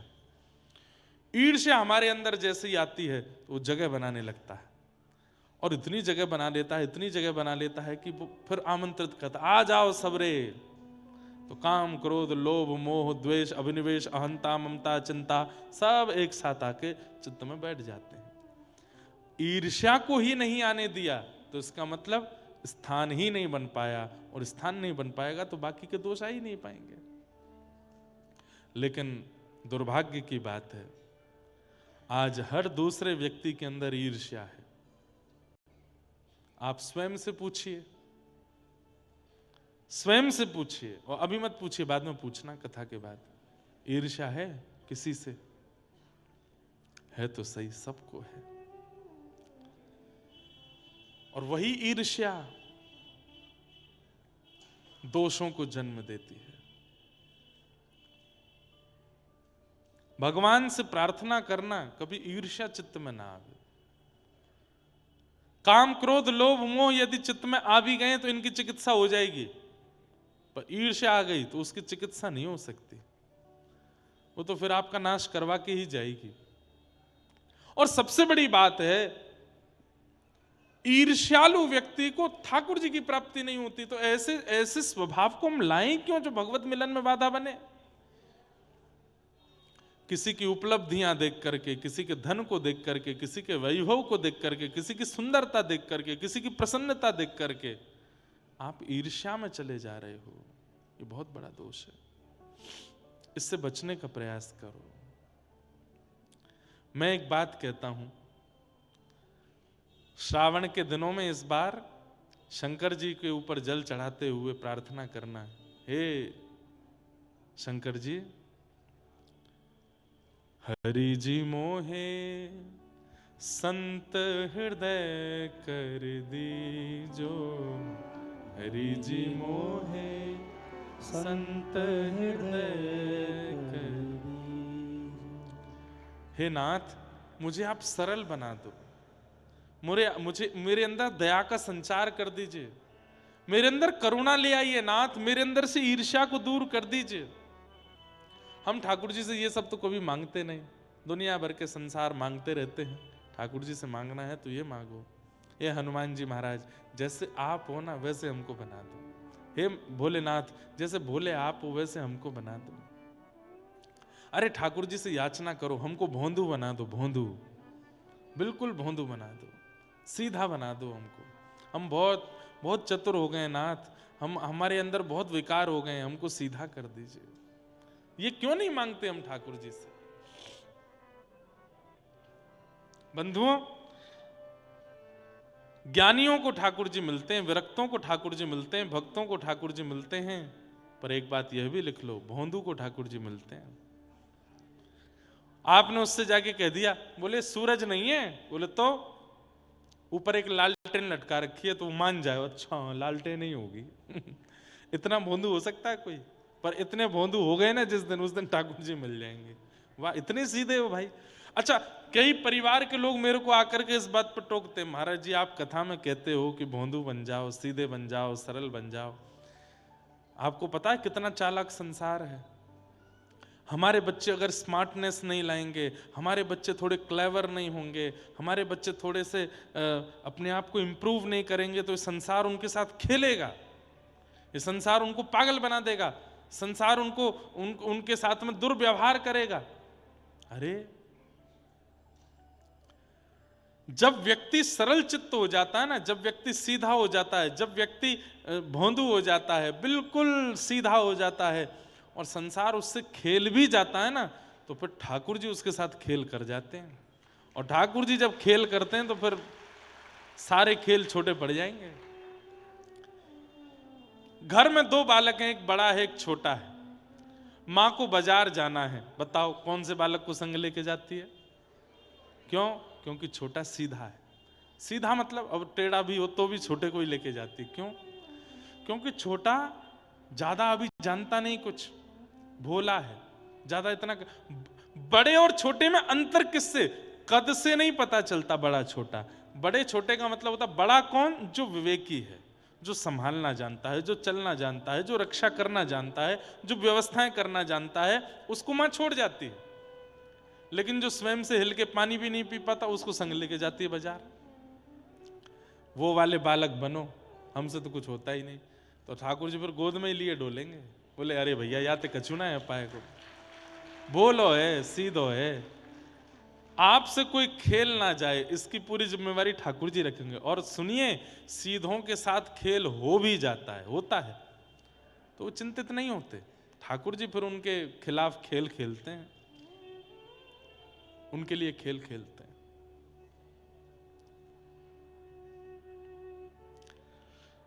तो निर्मत सराणाम सताम, मात्सर्य दोष को चित्त में मत आने दीजिए। आप पूछेंगे महाराज जी मात्सर्य दोष ना आवे इसके लिए हम क्या करें? नित्य सत्संग करो, नित्य कथा सुनो और संग दोष से बचो। जो कुसंगी हैं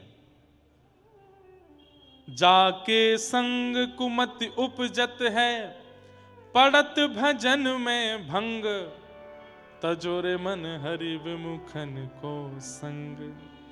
जाके संग कुमति उपजत है, मतलब आपने कभी विचार नहीं किया था गलत स्थान पर जाने का, पर किसी के संग आने से, उसको देख करके, उसके कहने से, उसके बताने से आपकी इच्छा हो गई, अरे मैं भी करके देखूं एक बार।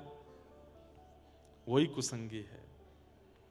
जाके संग कुमति उपजत है, पड़त भजन में भंग। और जिसके संग आने से कथा से रुचि उठ गई, धाम से रुचि उठ गई, नाम से रुचि उठ गई, सेवा से रुचि उठ गई। सोचिए, पहले तो मैं बहुत भजन कर लेता था, आजकल भजन क्यों छूट रहा है? किसका संग कर रहा हूं मैं? ऐसा कौन व्यक्ति है जिसके पास आने से मेरा भजन छूट रहा है? उसका त्याग करो।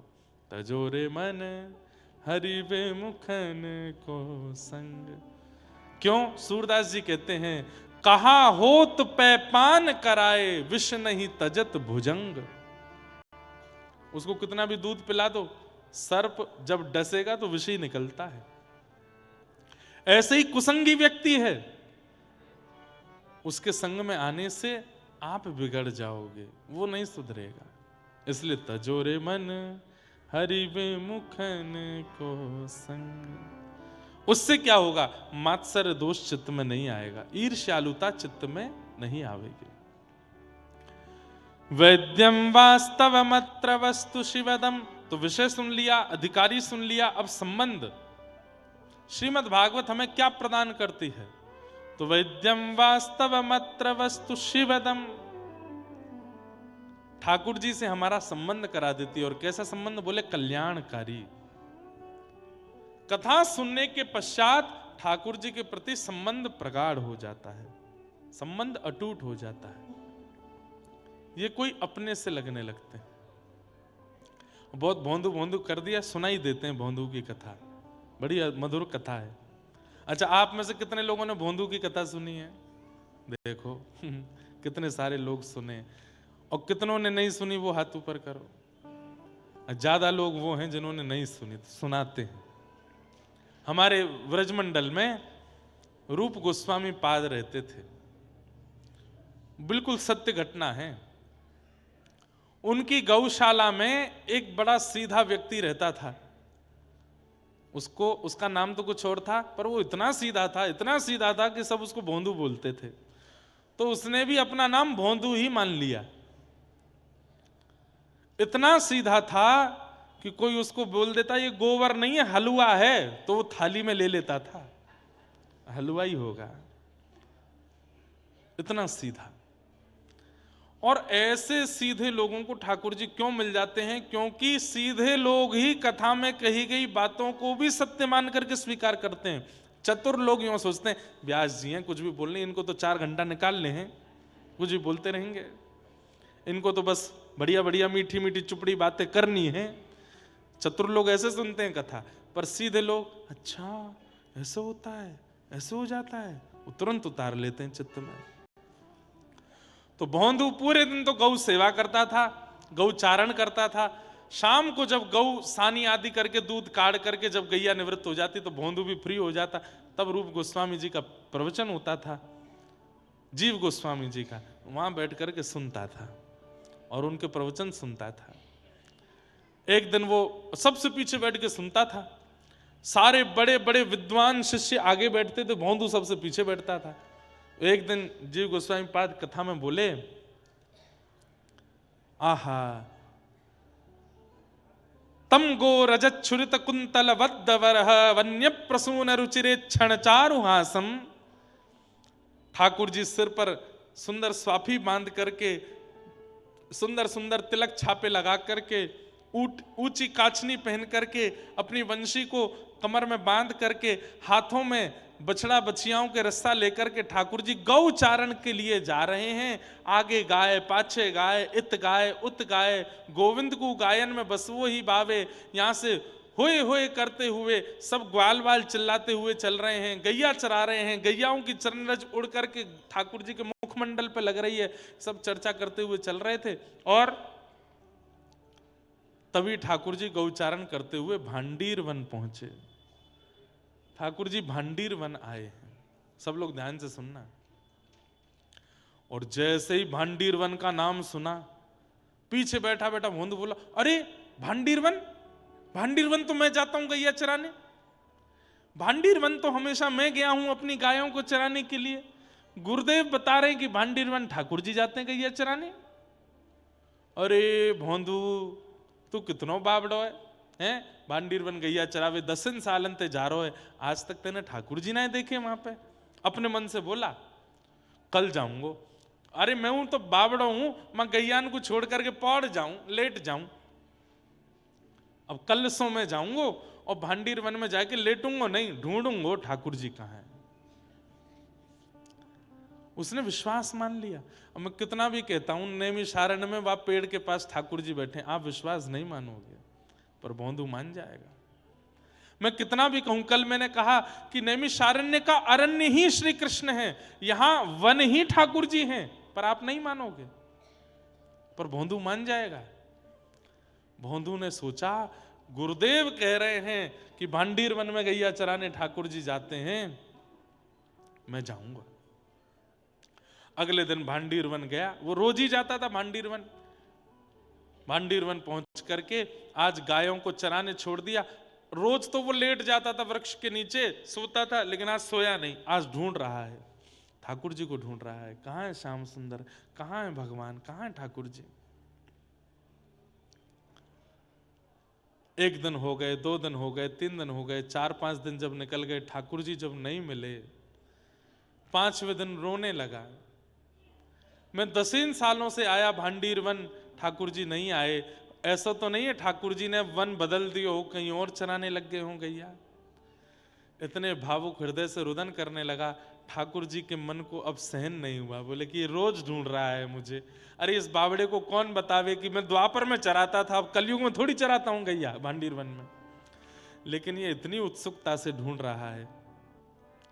ठाकुर जी ने मन में विचार किया, बहुत दिन आएंगे मंदिर में बैठे बैठे, आज चलें, आज ने एक भोंदू से मिलके आवे, और इससे मिलने में कोई हानि भी नहीं है, अच्छा ही है। इतने में ही क्या देखता है भोंदू, असंख्य गायों का झुंड सामने से आ रहा है, और तभी देखता है कि 2 विशाल गाय इधर उधर हुई, और बीच में पीली पीतांबरी पहने हुए, सिर पर ढांटा बांधे हुए, कमर पर लठिया टांगे हुए, बढ़िया छाग लटक रही है, और मदमस्त चाल के साथ मधुर नेत्र हैं ठाकुर जी के, कटाक्ष नेत्रों से इधर उधर देखते हुए, आहा वरहा पीडम नटवर वपुः कर्णयो कर्णकारम विव्रत वासः कनक कपिसं वैजयंतीं चमालाम रंध्रान वेणु अधर सुदया पूरयन गोप वृंदई वृंदारण्यम स्वपद रमणम प्राविशद गीत कीर्ति। ठाकुर जी वेणु चराते, वेणु बजाते हुए जैसे प्रकट हुए, भोंदू तो देखता ही रह गया, पलक झपकना भूल गया। ठाकुर जी आके बिल्कुल सामने ठाड़े है गए। अरे कहा देख रहे है? भोंदू बोलना भूल गया, शब्द ही नहीं पता क्या बोलना है। अरे तोते बात कर रहा हूं मैं, कहा देख रहे है?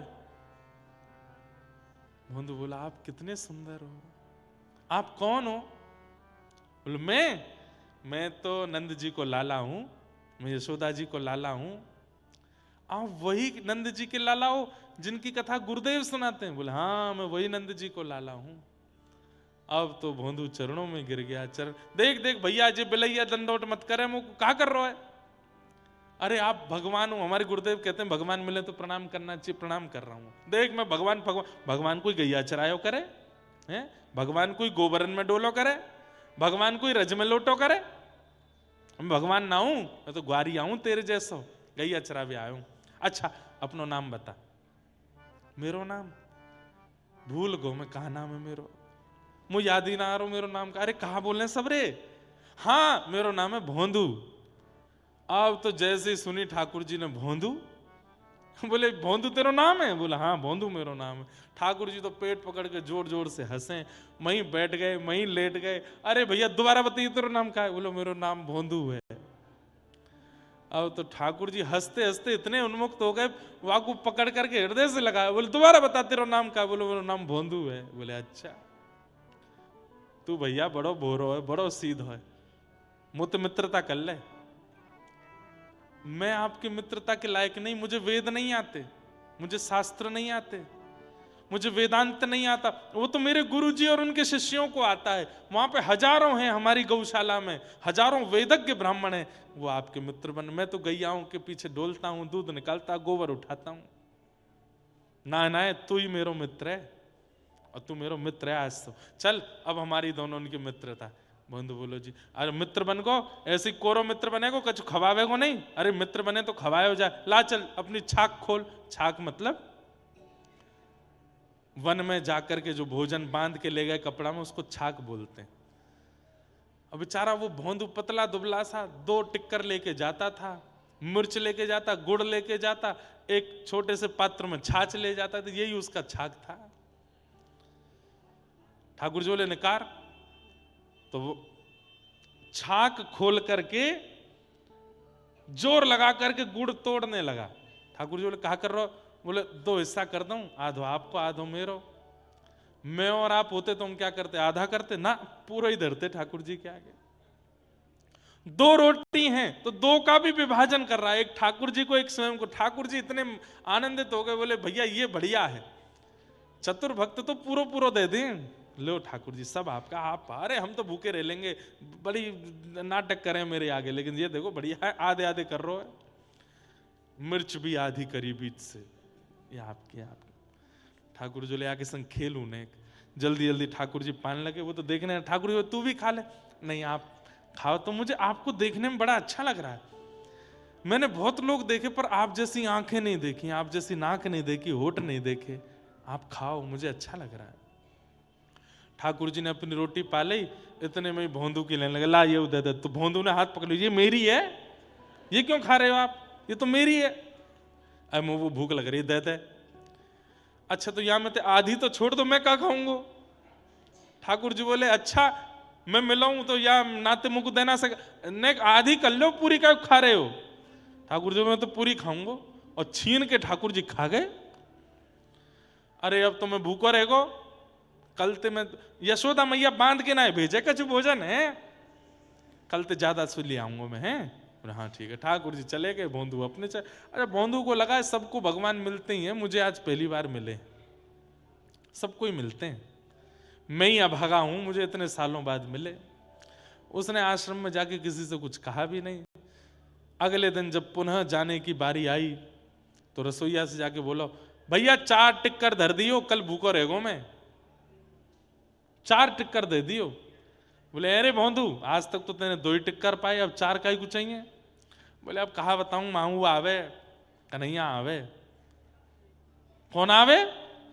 अरे नंद जी को छोरा कन्हैया आवे, कल मेरे सबरे टिकरन ने खाएगो, तो आज 4 ले जाऊंगा, 2 वाकू दे दूंगा, 2 मैं खा लूंगा। रसोईया ने ये बात सुनी, तुरंत बोले रुक रुक अभी आऊं। दौड़ करके गए, जीव गोस्वामी पाद के पास जाके बोले भोंदू ऐसे बोल रहा है और आज 4 टिक्कर मांग रहा है। गुरुदेव भोंदू है वो झूठ नहीं बोलता, मुझे लगता है उसने कुछ अनुभव किया है। गुरुदेव ने आकर के भोंदू से बात करी। भोंदू ने यही बात कही। बोले अच्छा जो कल तुझे वन में मिले थे उनका रूप कैसा था? बोले गुरुजी मैंने अपने जीवन काल में बहुत सुंदर लोग देखे पर उन जैसी छवि नहीं देखी। गुरुदेव वो जब बगल में बैठे ना, उनमें से चंदन की सुगंधी आ रही थी। उनके नेत्र, ये जो कोने का भाग है ना गुरुदेव, ये इतना गहरा था, इतना गहरा था, कान तक स्पर्श हो रहा था। उनके नेत्र अलग ही थे, मैं तो खो गया था। अरे मैं कहा बताऊं, कितनी देर तक पूछते रहे तेरा नाम क्या है, मैं भूल गया था कि मेरा नाम भोंदू है। उनको देख के मैं अपनी सुध भूल गया था। गुरुदेव आपने तो देखे ही होंगे गुरुजी, मैं ही अभागा हूं, मुझे कल दिखे। जीव गोस्वामी बोले वेद वेदांतों का पाठ करते करते जीवन निकल गया, घर छोड़ा, परिवार छोड़ा, आज तक ठाकुर जी नहीं दिखे। गोबर थापने वाला इसको ठाकुर जी दिख गए, लेकिन बोले नहीं। बोले अच्छा मिले ठाकुर जी? हाँ एक काम करोगे? बोले जी गुरुदेव आज्ञा। उनको लेके आश्रम आना आज।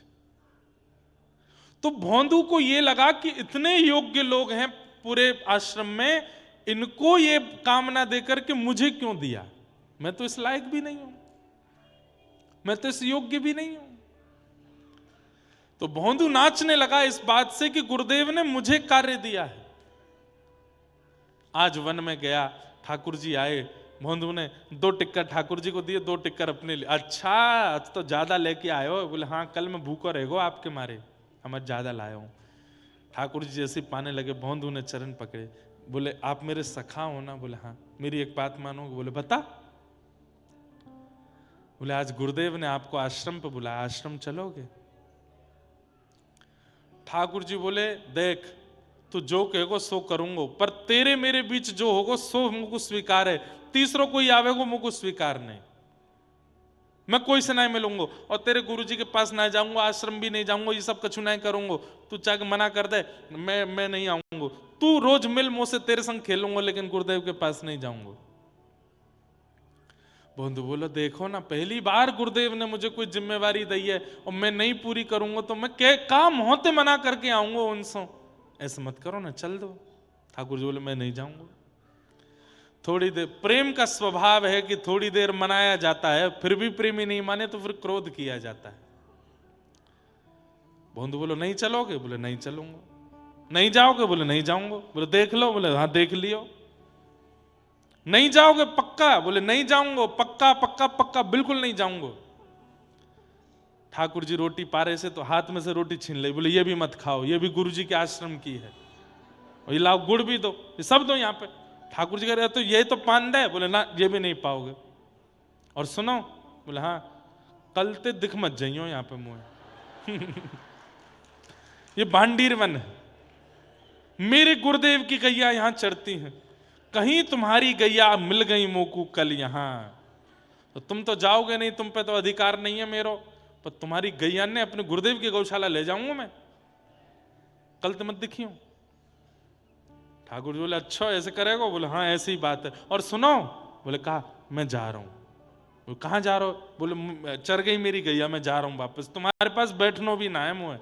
और सुनो? बोले हाँ, आम पाम 100 साल की कट्टी, कल सखा बने थे दोनों, आज मैंने सखत तोड़ दिया। इतना भोला है भोंदू।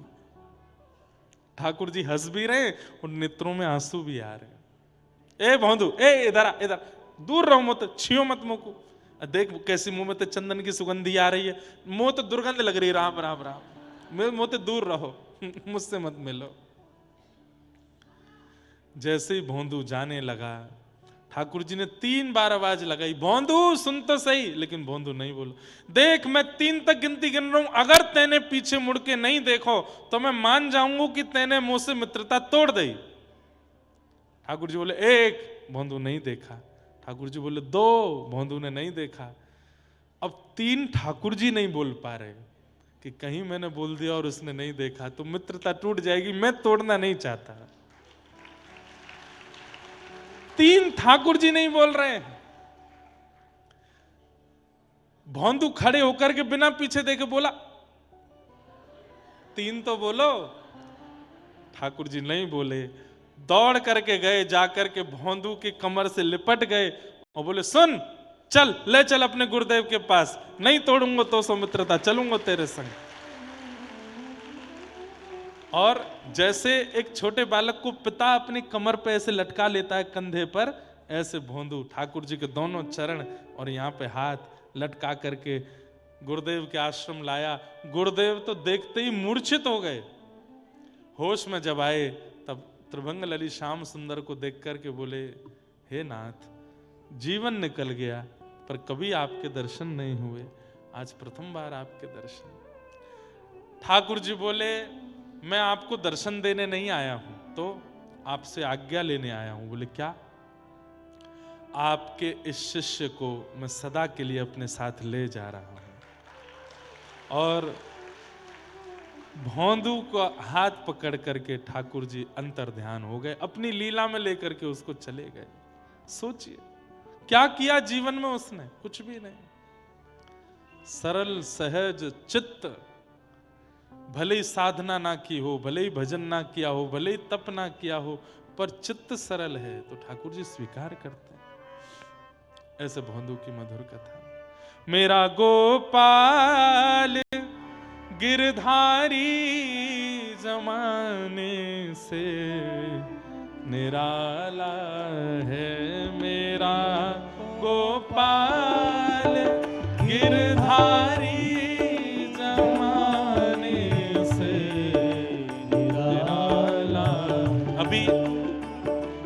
समाज बंधुओं, हमारे इस स्थान को भी 25 वर्ष हो रहे हैं। महंत जी के भी आज विवाह के वर्षगांठ के 25 वर्ष हैं। उस उपलक्ष्य में आज कितनी कन्याएं हैं महाराज जी?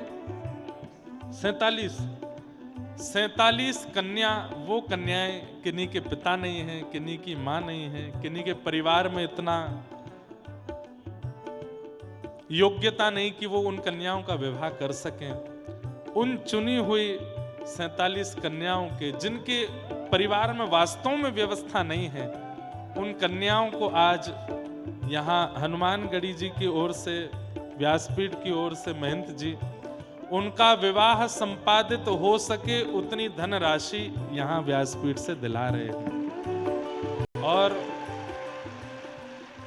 अन्य व्यवस्थाओं के लिए आप लोगों ने सहयोग किया होगा, पर इस व्यवस्था में जितनी भी धनराशि उन माताएं, उन बहनों को दी जा रही हैं, वो सब हमारे महंत जी अपने जेब से ही खर्च कर रहे हैं। ठाकुर जी कृपा करें, ऐसे ही इन पर भाव बना रहे। अब आप सब लोग थोड़ी देर विराज करके उस मधुर भाव का दर्शन करें। और हम तो भैया ये चाहेंगे, अभी मैं बागेश्वर धाम भी गया था, वहाँ पर 300 कन्याओं का विवाह, ऐसे ही कन्याओं का विवाह हुआ। वहाँ पर भी मैं ये बात बोल के आया, यहाँ पर भी मैं यही बात कहूँगा कि ये संख्या कभी बढ़नी नहीं चाहिए। इस संसार में कोई भी बहन, कोई भी परिवार इतना अयोग्य कभी ना रहे कि वो अपनी पुत्री का विवाह ना कर सकें। हम यही प्रार्थना करेंगे। हम हनुमान जी से आज यही प्रार्थना करेंगे। आज जिन कन्याओं के विवाह के लिए धनराशि दी जा रही है, हे हनुमान जी ऐसी कृपा करना कि हम कन्यादान दें, पर कभी किसी कन्या के परिवार में ऐसी स्थिति ना आवे कि वो अपना विवाह ना कर सके। ये वहाँ पे जब हमने 2 वर्ष पहले कथा की थी बागेश्वर में, तब 151 कन्याओं का था, पिछले वर्ष 200 कन्याओं का था, इस वर्ष 300 कन्याओं का था।